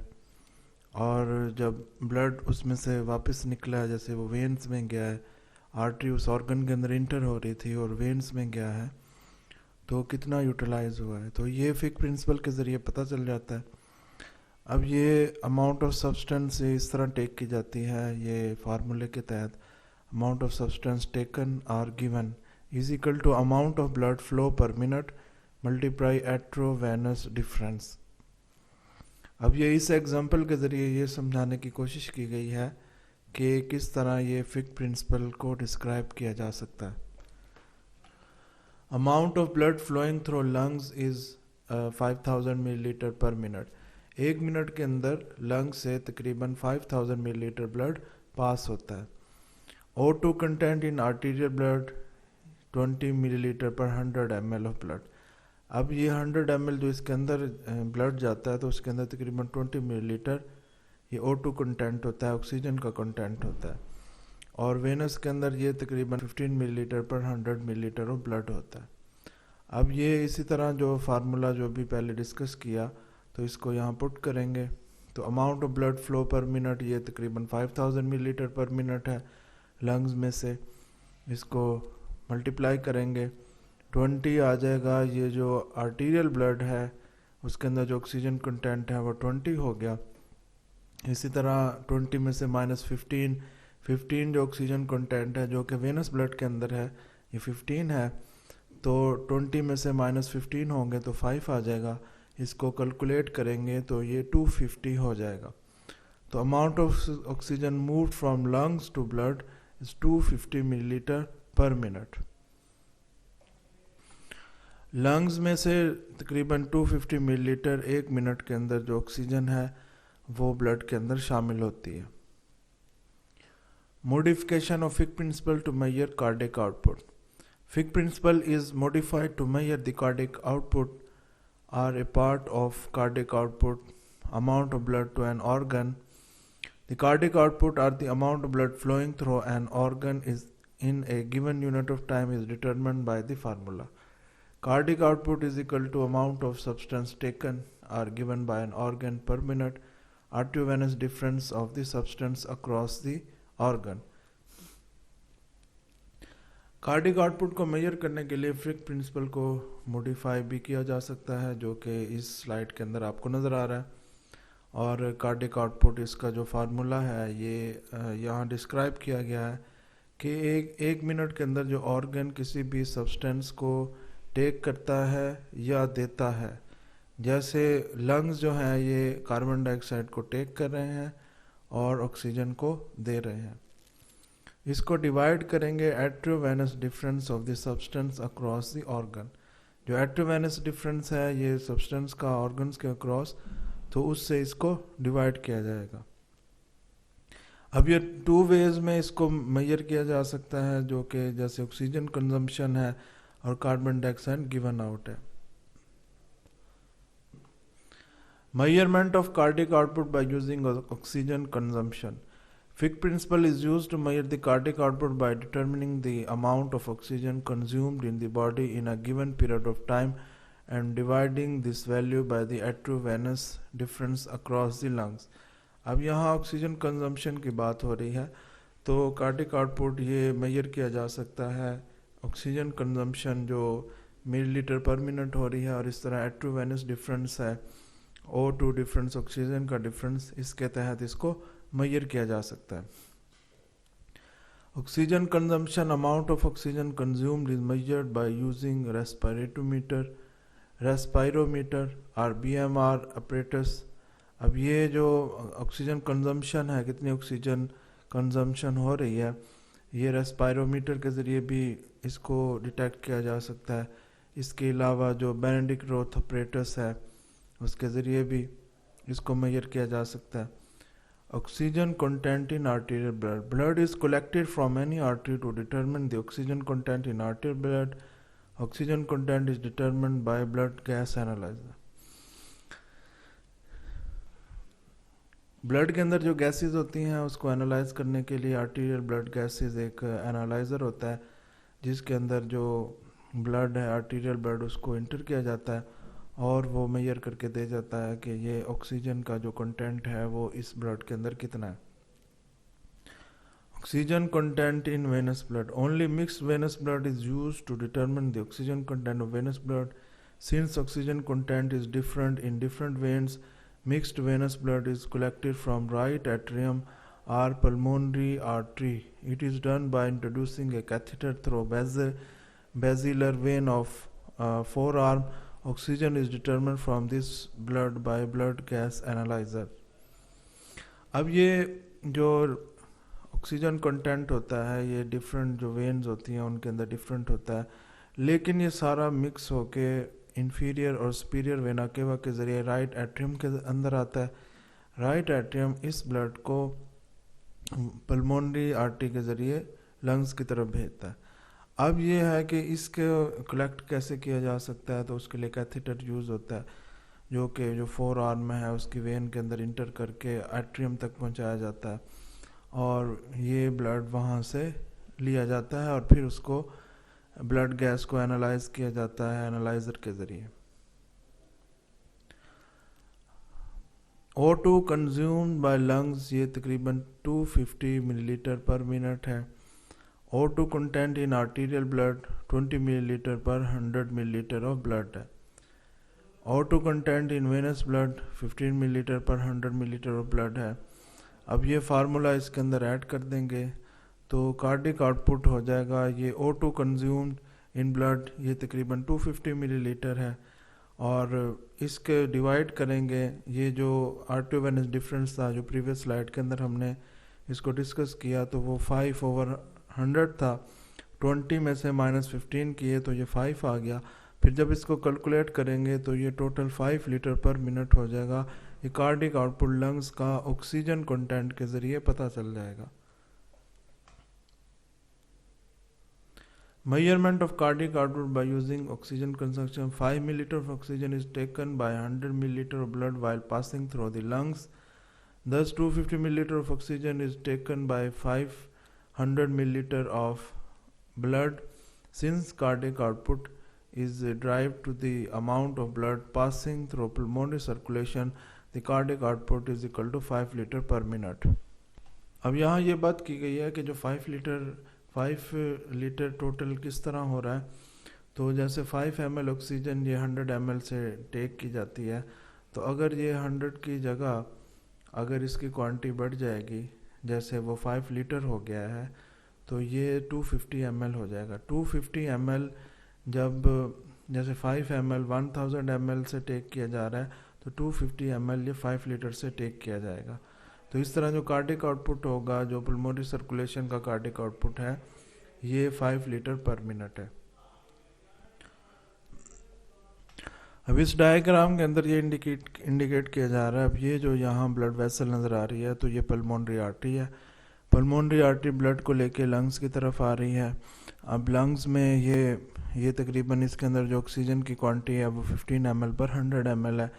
अब ये लंग्स इसमें ऐड कर देगा और ये आर्टीरियल ब्लड जो निकलेगा ये 20 मिलीलीटर पर 100 ml होगा।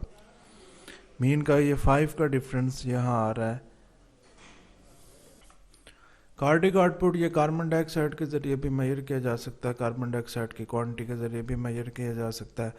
तो उसका ये जो फार्मूला है CO2 evolve in millilitre per minute divide by arteriovenous carbon dioxide difference. अब इसके लिए जो कैलकुलेशन करेंगे तो CO2 रिमूव्ड बाय लंग्स ये 200 मिलीलीटर पर मिनट है और CO2 content in arterial blood 56 है और इसी तरह जो CO2 content in venous blood है ये 60 मिलीलीटर पर 100 ml है। अब इसको फार्मूले में ऐड कर देंगे 200 CO2 ये जो इवॉल्व हो रही है ये 200 है और ये वाली जो आर्टीरियल ब्लड वाली है ये 56 है और 60 वेनस वाली है। अब ये 60 से 56 निकलेगा तो ये 4 आ जाएगा और फिर जब इसको कैलकुलेट करेंगे तो ये 5 लीटर आ जाएगा।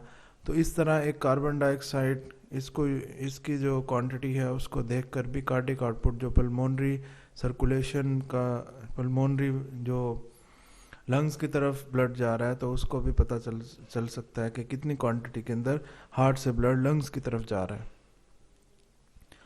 अब ये जो ब्लड वेसल आ रही है ये वेनस है और इसको पल्मोनरी आर्टरी कहते हैं।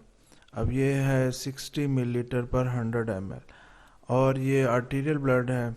अब ये इसमें से जो CO2 जा रही है, गिवन आउट हो रही है, वो 200 मिलीलीटर पर मिनट इसमें से एक्सक्रीट हो रही है। अब ये जो CO2 ये इधर आएगी तो यहाँ से फिर लंग्स से फिर ये आर्टीरियल ब्लड जाएगा। तो CO2 की क्वांटिटी यहाँ देखिए 60 मिलीलीटर है तो यहाँ 56 मिलीलीटर है, तो इसकी क्वांटिटी डिक्रीज हो गई है, ये लंग्स से एक्सक्रीट आउट हो गई है। अब यहाँ जो क्वांटिटी लिखी है 60 मिलीलीटर पर 100 ml, तो यहाँ लिखा है कि 1 मिनट में 200 ml बॉडी से एक्सक्रीट हो जाती है, बॉडी से निकल जाती है। अब यहाँ ये 100 ml जो ब्लड होता है जो पल्मोनरी आर्टरी के अंदर है, उसमें से तकरीबन 4 ml ये लंग्स जो है उसको बॉडी से एक्सक्रीट करता है। Since cardiac output is equal to the amount of blood passing through lungs, pulmonary circulation, the cardiac output is 5 liter per minute. Nitrous oxide is also used to measure cardiac output by applying Fick principle. अभी जो cardiac output होता है, ये जो blood pass हो रहा है heart से लंग्स की तरफ और फिर लंग से वापस हार्ट की तरफ आता है, तो ये कार्डिक आउटपुट 5 लीटर पर मिनट होता है। इसको नाइट्रस ऑक्साइड उसको भी मेजर करके हम ये असेस कर सकते हैं कि कार्डिक आउटपुट कितना है, और ये फिक प्रिंसिपल को अप्लाई करने की वजह से इसको लिया जा सकता है इसको। और ये जो इसका एडवांटेज है कार्डिक आउटपुट को फिक प्रिंसिपल के ज़रिए जो असेस किया जा रहा है ये एक्यूरेट होता है। इसका जो डिसएडवांटेज है ये कि इन्वेसिव मेथड इसमें यूज़ होता है, इसके अंदर जो कैथेटर है वो वेन्स के अंदर इंसर्ट किया जाता है। Indicator dilution method. Marker substance used to measure cardiac output is lithium chloride. A known quantity of a substance such as a dye is administered into a specific body fluid compartment.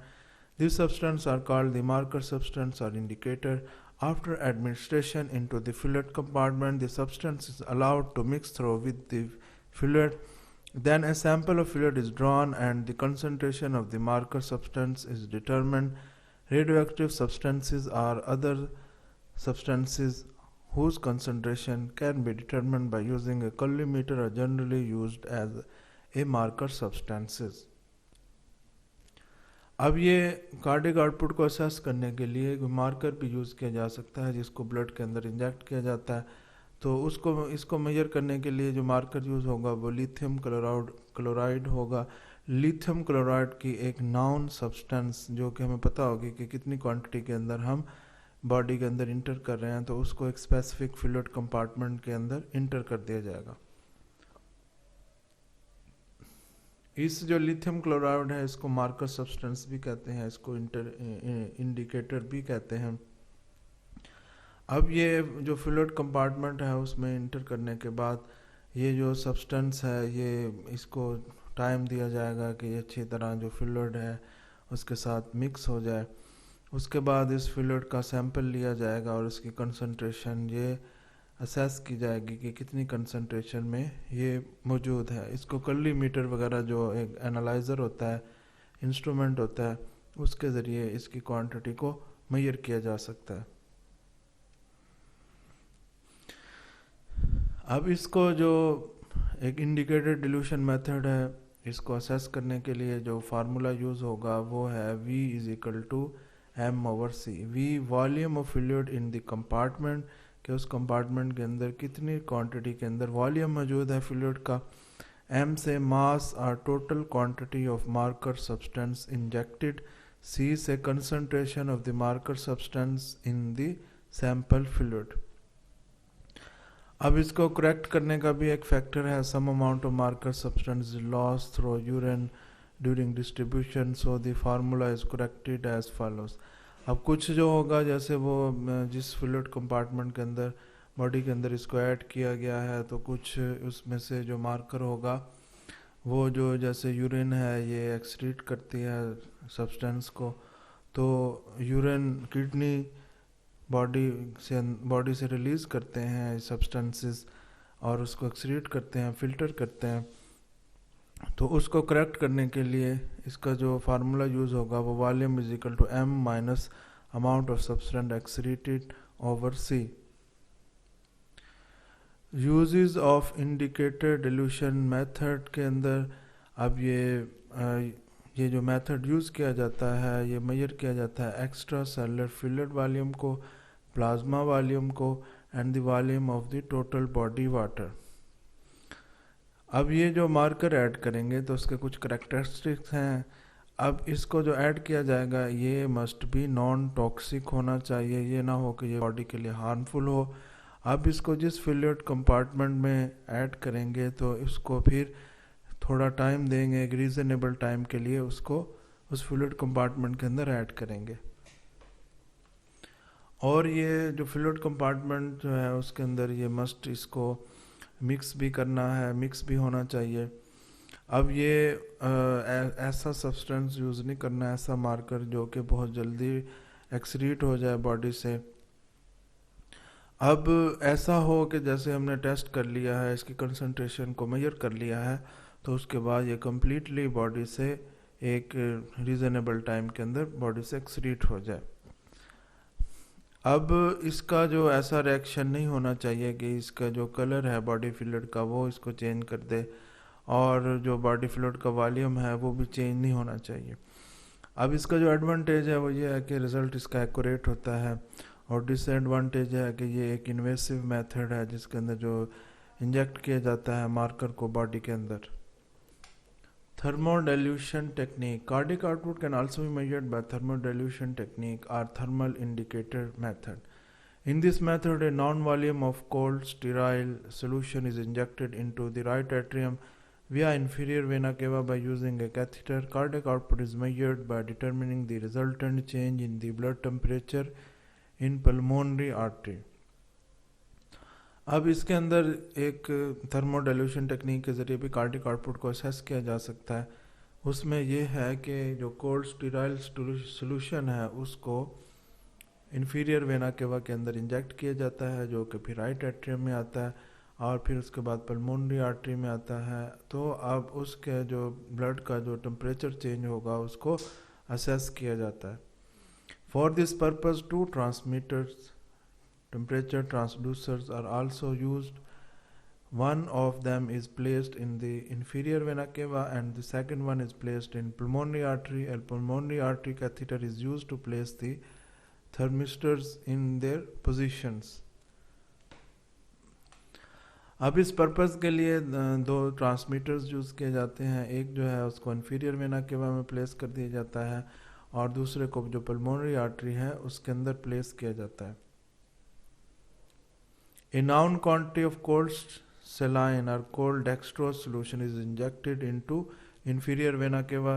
Thermistors determine the temperature of blood entering the heart via inferior vena cava and temperature of blood leaving the heart via pulmonary artery.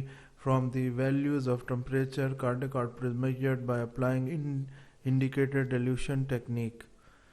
अब इसके अंदर cold सेलाइन ये add की जाएगी inferior vena cava में, या dextrose solution, cold dextrose solution add किया जाएगा। उसके बाद इन्फीरियर वेना केवा जो उसमें ब्लड होगा उसका टेम्परेचर नोट कर लिया जाएगा, और जो आगे फिर जो पल्मोनरी आर्टरी के अंदर ब्लड होगा उसका टेम्परेचर नोट कर लिया जाएगा। तो इससे कार्डिक आउटपुट मेजर हो सकता है। अब इसका जो एडवांटेज है कि ये एक एक्यूरेट मेथड है। अब अगर कार्डिक आउटपुट लो भी हो तो फिर भी इसको मेजर किया जा सकता है। और सेलाइन जो इसके लिए यूज़ की जाती है वो हार्मलेस होती है। इसके अंदर कैथेटर यूज़ किया जाता है। अब कैथेटर जो है उसमें जो हीमोडायनामिक जो ब्लड की मूवमेंट हो रही है और उसमें प्रेशर जनरेट हो रहा है उसको असेस किया जाता है, और इसमें जो वेनस ब्लड होता है वो इन्फीरियर वेना के वास्ते जो राइट एट्रियम की तरफ जा रहा है तो वो मिक्स्ड ब्लड होता है। अब इसका जो है डिसएडवांटेज है उसमें यह है कि ये एक इन्वेसिव मेथड है, कैथेटराइजेशन होती है। Continuous cardiac output measurement catheter. Cardiac output can be measured continuously by using a modified pulmonary artery catheter called continuous cardiac output measurement catheter. CCO catheter works on thermodilution principle. Instead of injecting cold saline, a heating filament which delivers heat directly to the blood is used.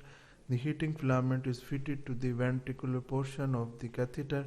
Cardiac output is measured as done in thermodilution technique. This method is commonly used in intensive care unit. इस technique के जरिए जिसमें continuous cardiac output measurement catheter use किया जाता है,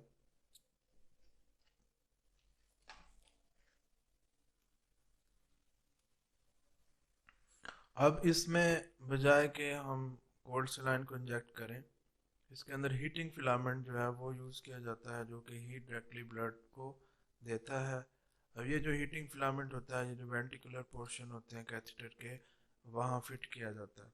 इसके ज़रिए cardiac output को असेस किया जा सकता है और ये आईसीयू वगैरह में इंटेंसिव केयर यूनिट के अंदर यूज़ होते हैं। Oesophageal ultrasound Doppler transducer technique involves insertion of a flexible probe into mid-thoracic part of esophagus. A pulse wave ultrasonic Doppler transducer is fixed at the tip of the probe. The transducer calculates the velocity of blood flow in descending aorta. The diameter of aorta is determined by echocardiography. Cardiac output is calculated by using the value of velocity of blood flow and diameter of aorta. अब ये जो oesophagus portion होता है, तो इसके साथ descending aorta जारी होती है। अब ये जो अल्ट्रासोनिक डॉपलर टेक्निक है, इसके तहत ये उसके अंदर जो ब्लड फ्लो हो रहा होता है, तो उसको कैलकुलेट करके कार्डियक आउटपुट को कैलकुलेट किया जा सकता है कि उस ब्लड फ्लो की वेलोसिटी कितनी है, और उसके साथ डायमीटर ऑफ एओर्टा है, उसके ज़रिए कार्डियक आउटपुट को असेस किया जा सकता है। अब इसका जो एडवांटेज है वो ये है कि कार्डियक आउटपुट ये कंटिन्यूस मेजर किया जा सकता है, और ये जब कोई सर्जरी हो रही हो तो इस दौरान भी इस कार्डियक आउटपुट को मेजर किया जा सकता है।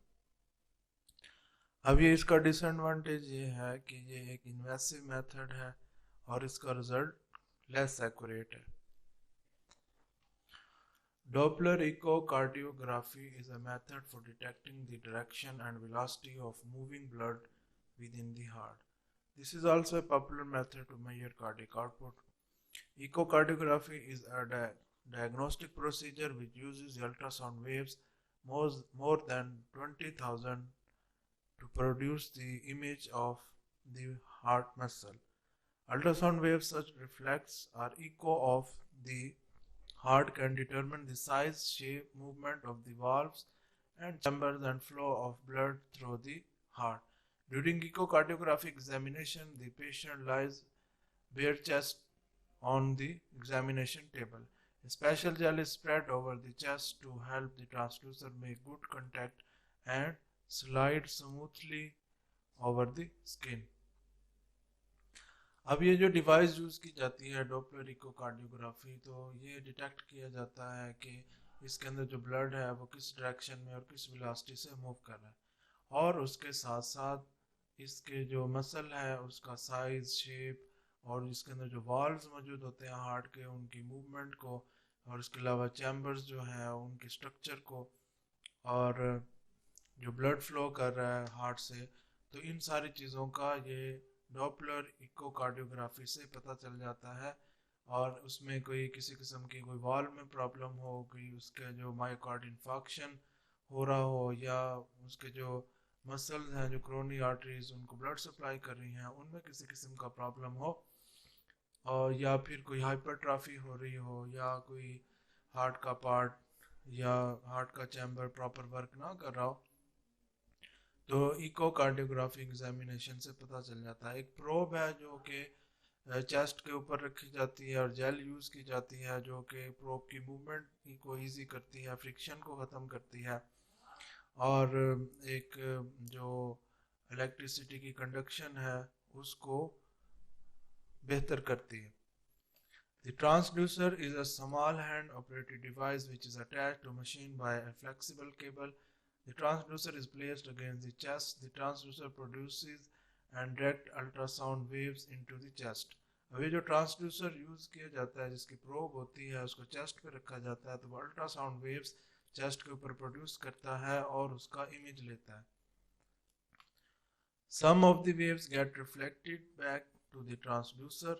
The reflection of sound waves depends upon the type of tissues and blood. अभी कुछ वेव्स होती हैं जो कि वापस रिफ्लेक्ट हो जाती हैं. अब ये साउंड वेव्स जो हैं इनकी जो रिफ्लेक्शन होती है टिश्यू से और ब्लड से, तो इस रिफ्लेक्शन को फिर आगे ट्रांसड्यूसर रिसीव करता है और फिर जो हार्ट है उसकी इमेज वगैरह बनती है और वो रिकॉर्ड होती है, मोनीटर होता है, रिकॉर्डिंग डिवाइस होती है. तो वहाँ ये हार्ट की जो स्ट्रक्चर है उसका ये पता चल जाता है कि किस स्ट्रक्चर में प्रॉब्लम है या हार्ट नॉर्मल फंक्शन कर रहा है. Echocardiography may also show the abnormalities in functioning of heart valves or damage to the myocardium from an earlier heart attack. When Doppler principle is applied in echocardiography, it enables the determination of direction rate and other characteristics of blood flow. Doppler echocardiography is based upon the change in frequency of the reflected sound waves from red blood cells. अब ये जो echocardiography है ये heart के जो इबनॉर्मलिटीज़ है उसके function में हो या फिर उसके मसल में हो तो उसको हार्ट अटैक से पहले ही अर्ली डिटेक्ट किया जा सकता है. अब ये जो इकोकार्डियोग्राफी है इसके अंदर वेव्स यूज़ की जाती हैं जो कि ब्लड उसके अंदर जो फ्लो कर रहा है तो उसकी वजह से इन वेव्स में इसकी फ्रिक्वेंसी में चेंजिंग आती है, रिफ्लेक्टेड साउंड वेव्स प्रोड्यूस होती हैं जो इसके अंदर रेड ब्लड सेल होते हैं. By Doppler echocardiography, the velocity of blood flow through aortic valve is determined. The diameter of the aorta is determined by simple echocardiography. From these values, cardiac output is calculated. अब जो इसके अंदर blood flow हो रहा है aorta की तरफ blood जा रहा है तो डोपलर इकोकार्डियोग्राफी के जरिए एओर्टा का डायमीटर भी मेजर किया जा सकता है और उसके अंदर जो ब्लड फ्लो कर रहा है उसको भी मेजर किया जा सकता है. तो उससे कार्डिक आउटपुट भी कैलकुलेट हो जाता है. अब इसका जो एडवांटेज है कि ये नॉन इन्वेसिव टेक्निक है, इसमें किसी किस्म का जो इंजेक्शन या इंसर्शन वगैरह नहीं बॉडी के ऊपर की जाती. अब ये यूज़फुल इंफॉर्मेशन प्रोवाइड करता है हार्ट के स्ट्रक्चर के बारे में, उसके वाल्व्स की मूवमेंट के बारे में, हार्ट के जो चैम्बर्स हैं वो प्रॉपर वर्क कर रहे हैं नहीं कर रहे, हार्ट के जो मसल हैं वो किसी अबनॉर्मेलिटी की तरफ तो नहीं जा रहे. अब इसका जो डिसएडवांटेज है ये इसके लिए जो हाईली स्किलफुल पर्सन चाहिए जिसको ये सारी इमेज देखनी आती हो, उसको पता हो कि किस इमेज का क्या मीनिंग है और इसके लिए ट्रेन स्टाफ का होना बहुत ज़रूरी है. अगर ये हाईली स्किलफुल स्टाफ नहीं होगा तो फिर इसके रिजल्ट एक्यूरेट होंगे, लेस एक्यूरेट होंगे. ब्लास्टोकार्डियोग्राफिक method. Blastocardiography is a technique to record the movement of the body caused by ballistic recoil associated with contraction of heart and ejection of the blood. It is based on Newton's third law of motion. For every action there is an equal and opposite reaction. अब ये जो ब्लास्टोकार्डियोग्राफी technique होती है तो इसमें जो body के part होते हैं उनकी जो मूवमेंट है उसको मेजर किया जा सकता है. तो ये जो ब्लास्टिक रिकॉइलिंग होती है उसके तहत इसका प्रिंसिपल है. अब ये जो ब्लास्टिक रिकॉइल एसोसिएट करता है हार्ट की कंडक्शन के साथ, ब्लड के इजेक्शन के साथ. अब ये बेस करता है कि न्यूटन का जो थर्ड लॉ है जिसमें जो हर जो एक्शन होता है उसका उतनी क्वांटिटी में इक्वल रिएक्शन भी होता है और वो अपोजिट डायरेक्शन में होता है. When heart pumps blood into aorta and pulmonary artery, a recoiling force is exerted against heart and the body. It is similar to that of ballistic recoil when a bullet is fired from a rifle. अब ये जो heart pump करता है तो उसमें ये blood heart से निकल रहा है, एओर्टा की तरफ जा रहा है और पल्मोनरी आर्टरी की तरफ जा रहा है. तो एक फोर्स हार्ट और बॉडी के ऊपर एक्सर्ट होती है.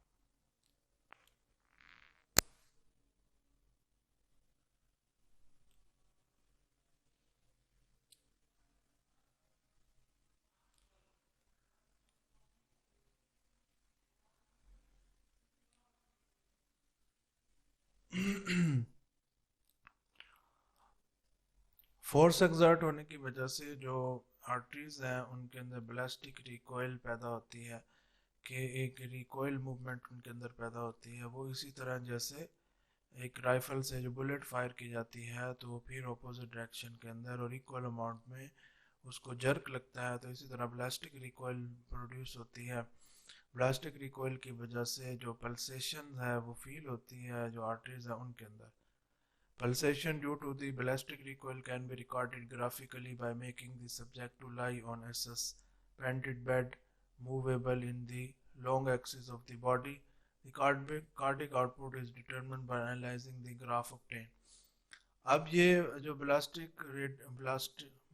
बैलिस्टोकार्डियोग्राफिक मेथड है उसके अंदर जो ब्लास्टिक रिकॉइल हो रहा है, तो ब्लास्टिक रिकॉइल इसको ग्राफिकली मेजर कर लिया जाता है। ग्राफिकली इसकी रिप्रेजेंटेशन होती है, ये प्रिंट हो जाता है ग्राफ के ऊपर डिवाइस के ज़रिए, तो उससे ये एनालाइज किया जा सकता है कि कार्डिक आउटपुट कितना है। अब इसका जो एडवांटेज है ये नॉन इन्वेसिव मेथड है, और डिसएडवांटेज ये है कि ये because it involves a cumbersome procedure for calibrating the equipment and analyzing the graph.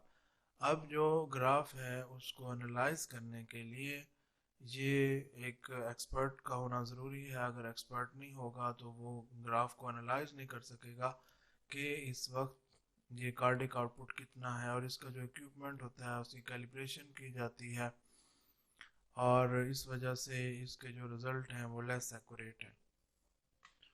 Cardiac catheterization. Catheter is a thin radio-opaque tube made up of elastic web, rubber, plastic, glass, or metal. Cardiac catheterization is an invasive procedure in which a catheter is inserted intravascularly into any chamber of the heart or a blood vessel. Cardiac catheterization is helpful to study the different variables of hemodynamics both in normal and disease state.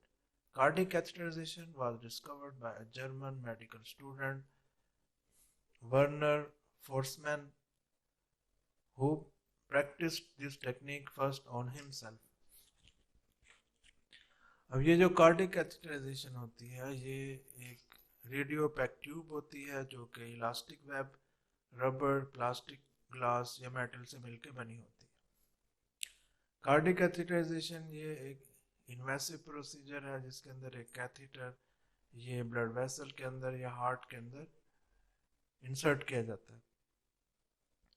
अब इसकी वजह से जो blood की movement है उसको detect किया जा सकता है, और इसके जो नॉर्मल कंडीशन हो या एबनॉर्मेलिटी हो डिजीज़ वगैरह की उसको भी डिटेक्ट किया जा सकता है। और ये कार्डिक कैथेटराइजेशन ये डिस्कवर की थी जर्मन मेडिकल स्टूडेंट ने, उसका नेम वर्नर फोर्समैन है, और उसने सबसे पहले खुद पर अप्लाई की थी। Conditions when cardiac catheterization is performed. When clinical assessment indicate rapid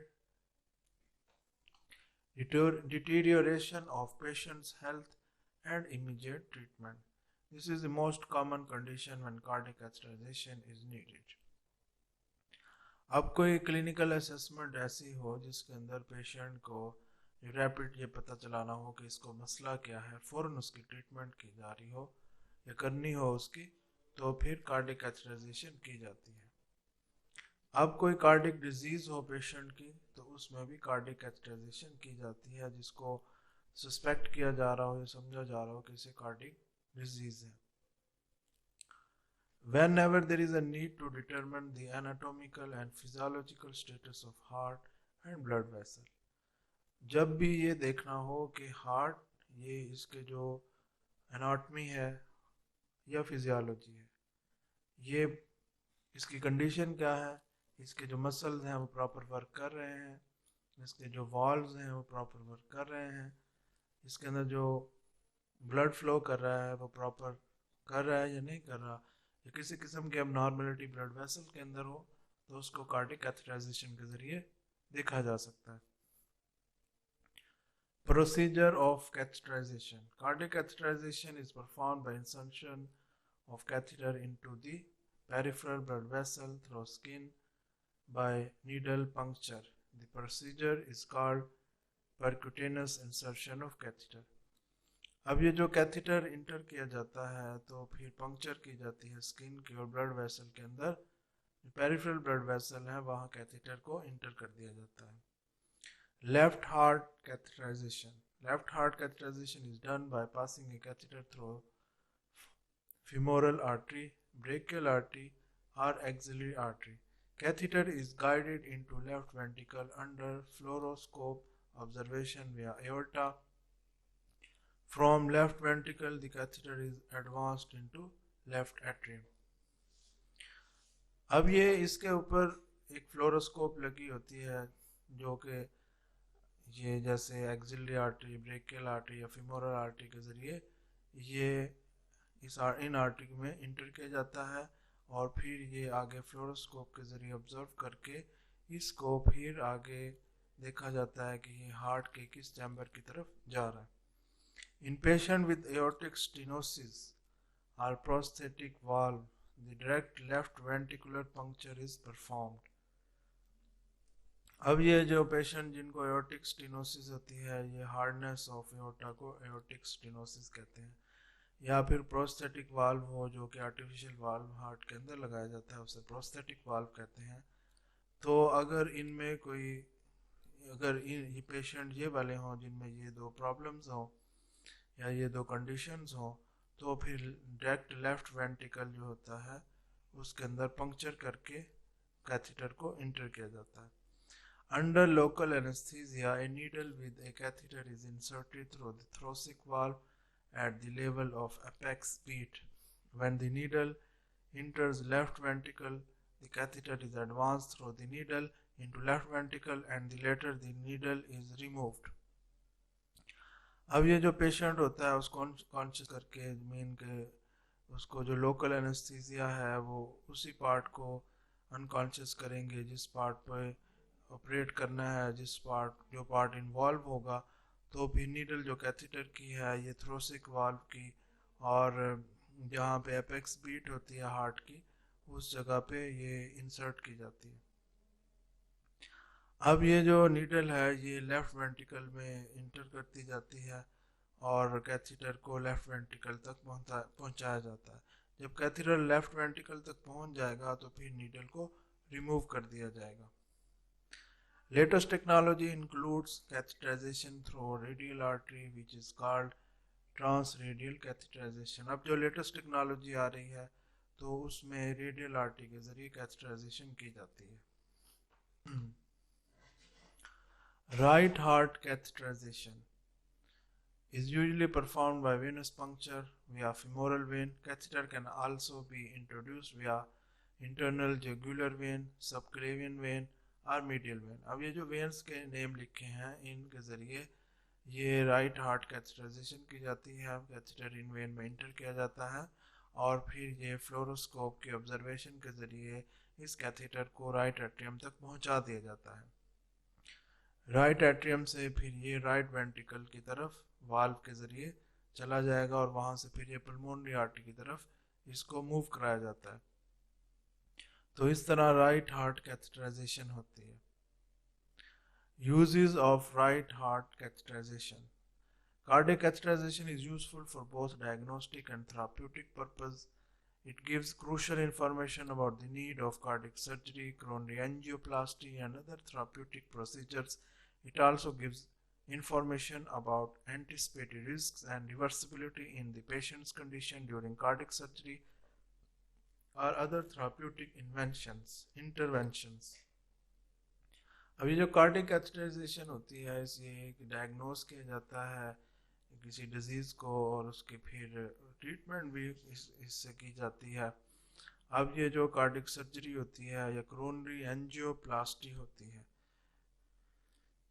coronary angioplasty ये मीनिंग होता है कि कोई कोरोनरी आर्टरी अपना फंक्शन ना कर रही हो तो फिर ये न्यू कोरोनरी आर्टरी वहाँ बॉडी के किसी और पार्ट से ब्लड वेसल लेके आर्टरी लेके उसको कोरोनरी आर्टरी की जगह लगा दिया जाता है और वो कोरोनरी आर्टरी की तरह फंक्शन करती है. तो कैथेटराइजेशन के ज़रिए ये भी पॉसिबल है, और इसके अलावा और जो हार्ट के प्रॉब्लम हो उनकी ट्रीटमेंट में भी कैथेटराइजेशन का रोल होता है। अब ये भी इंफॉर्मेशन देती है कार्डियक कैथेटराइजेशन के किसी किस्म का फ्यूचर में रिस्क हो सकता है, और जो पेशेंट है उसकी कंडीशन सर्जरी के बाद कैसी होगी, ये सारी चीज़ें कार्डियक कैथेटराइजेशन के ज़रिए पॉसिबल हैं। Diagnostic uses of cardiac catheterization.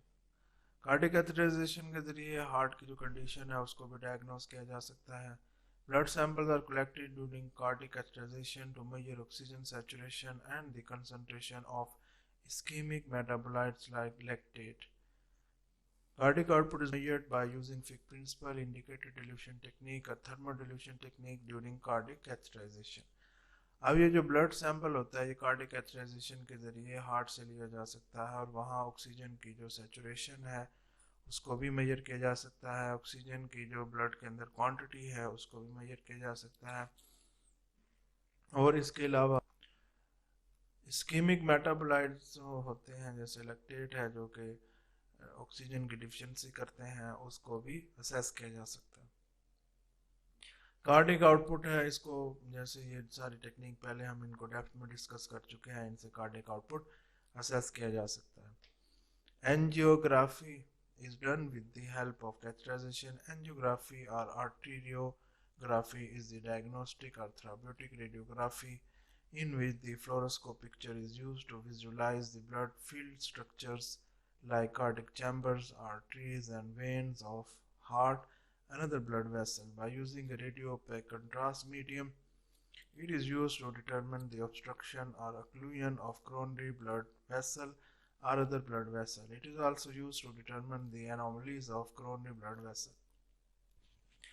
अब ये जो एंजियोग्राफी होती है इस टेक्निक के ज़रिए ये किया जाता है कि कैथेटर को इंटर किया जाता है और साथ उसके फ्लोरोस्कोप लगी होती है और उससे विजुलाइज स्क्रीन पर किया जा रहा होता है, और ये जो कैथेटर है इसको जो कोरोनरी आर्टरीज है वहाँ लेके जाया जाता है, जिससे कोरोनरी आर्टरीज की कंडीशन का पता चलता है, जैसे उनमें किसी किस्म की कोई ब्लॉकेज आ जाए या कोरोनरी आर्टरीज जो है उनकी डिजनरेशन हो जाए, और इसके अलावा जो उसमें एबनॉर्मेलिटीज हैं उनका एंजियोग्राफी टेक्निक के जरिए जिसमें कार्डियक कैथेटराइजेशन का रोल है असेस किया जा सकता है। Various pressures are determined by attaching a pressure transducer to the cardiac catheter. Body के डिफरेंट जो ब्लड वेसल हैं वहाँ प्रेशर इतना प्रेशर है, कम है, ज़्यादा है, तो उसको भी जो कार्डियक कैथेटराइजेशन है उससे पता चलाया जा सकता है। Right heart catheterization is used to measure right atrial pressure, right ventricular pressure, pulmonary arterial pressure, pulmonary capillary wedge pressure। तो ये सारे राइट हार्ट कैथेटराइजेशन के ज़रिए इन सारे प्रेशर्स का पता चल जाता है। इसके अलावा जो लेफ़्ट हार्ट कैथेटराइजेशन है उसके ज़रिए जो एओर्टिक प्रेशर है, left ventricular pressure, left atrial pressure, इनका पता चलता है।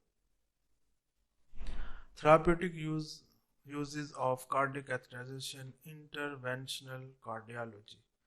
अब कार्डियक कैथेटराइजेशन ये थेराप्यूटिक यूज़ के लिए भी यूज़ किया जाता है, कि इनके ट्रीटमेंट करने के लिए भी यूज़ किया जाता है।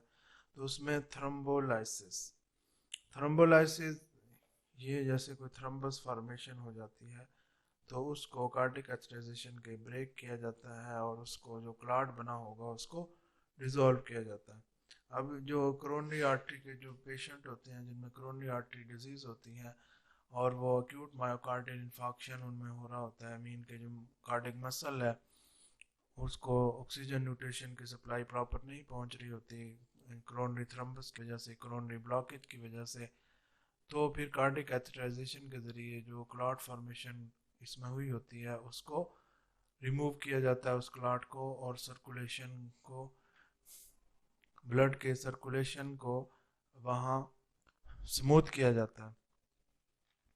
थ्रोम्बोलाइटिंग एजेंट, इसके अंदर जो क्लॉट को जो ब्रेक करने के एजेंट यूज होते हैं उसमें टिश्यू प्लाज्मिनोजन एक्टिवेटर है, स्ट्रेप्टोकाइनेज है, यूरोकाइनेज है, अब ये जो थ्रोम्बोलाइटिक एजेंट है ये प्लाज्मिनोजिन को प्लाज्मिन में कन्वर्ट करते हैं, जो कि जो फिब्रिन होता है उसको जो क्लॉट में उसको डिग्रेड करते हैं और नॉर्मल ब्लड फ्लो को रिस्टोर किया जाता है।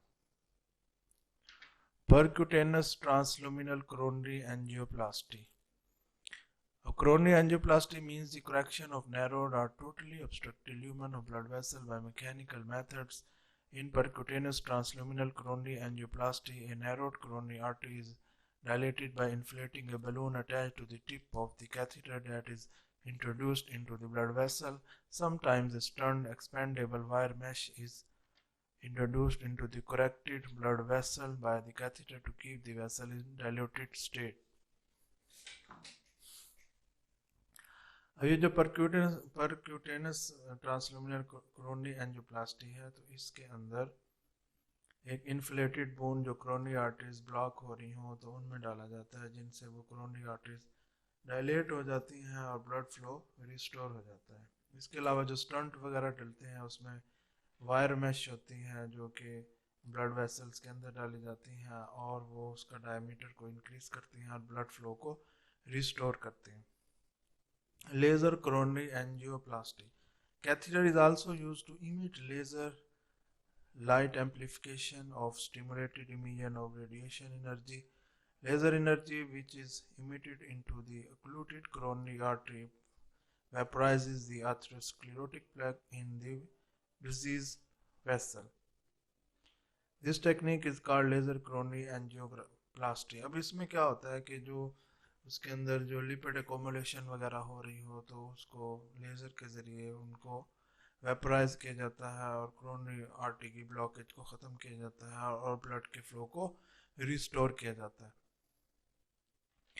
Catheter ablation. Catheter ablation is the procedure to destroy, ablate an area of cardiac tissue that blocks the electric pathway or produces abnormal electrical impulses, resulting in cardiac arrhythmia such as supraventricular tachycardia or Wolff-Parkinson-White syndrome. अब ये जो इसके अंदर एक electricity का flow है जो जिसके ज़रिए हार्ट पंप कर रहा है, हार्ट के अंदर कंट्रैक्शन होती है, तो ये एक पाथवे होता है, इसका कंडक्शन पाथवे होता है। अगर उसमें किसी किस्म की कोई ब्लॉकेज आ जाए तो उस ब्लॉकेज को रिमूव किया जाता है और उस वो जो टिश्यू है जो उसको ब्लॉक कर रहा है इलेक्ट्रिकल पाथवे को, तो उस एबनॉर्मल टिश्यू को रिमूव किया जाता है।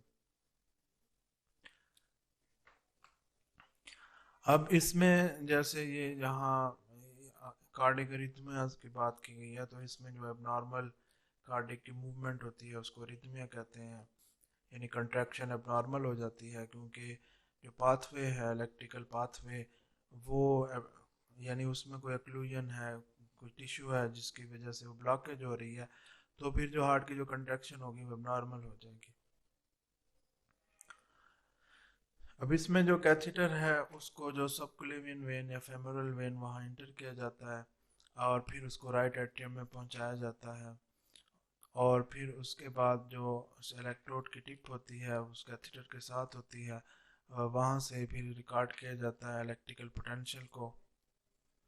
अब ये जो रिकॉर्डिंग होती है उससे जो फॉल्टी इलेक्ट्रिकल एरिया होता है पिन पॉइंटेड होता है, वो पता चल जाता है कि ये वाला एरिया फॉल्टी है और इस एरिया की वजह से जो सिग्नल है वो एक स्मूथ पाथवे जो इलेक्ट्रिकल पाथवे है हार्ट का वो स्मूथ नहीं रहा, तो उस एरिया को पिन पॉइंट इसके ज़रिए किया जाता है। इसको कहते हैं इलेक्ट्रिकल मैपिंग। अब ये जो डैमेज एरिया एक बार कंफर्म हो जाता है तो फिर ये रेडियो फ्रिक्वेंसी एनर्जी के ज़रिए उस एरिया को डिस्ट्रॉय किया जाता है और जो स्मॉल अमाउंट ऑफ टिश्यू होता है वो जो कि डिस्टर्ब कर रहा होता है इलेक्ट्रिकल फ्लो को हार्ट के अंदर, तो वो डिस्ट्रॉय हो जाता है। जैसे ही वो डिस्ट्रॉय होगा तो हार्ट का जो नॉर्मल रिदम है हेल्थी रिदम है वो रिस्टोर हो जाएगा। अब ये जो टिश्यू है इसको इंटेंस कोल्ड के ज़रिए भी फ्रीज करके डिस्ट्रॉय किया जाता है जिसे क्रायो एब्लेशन कहते हैं।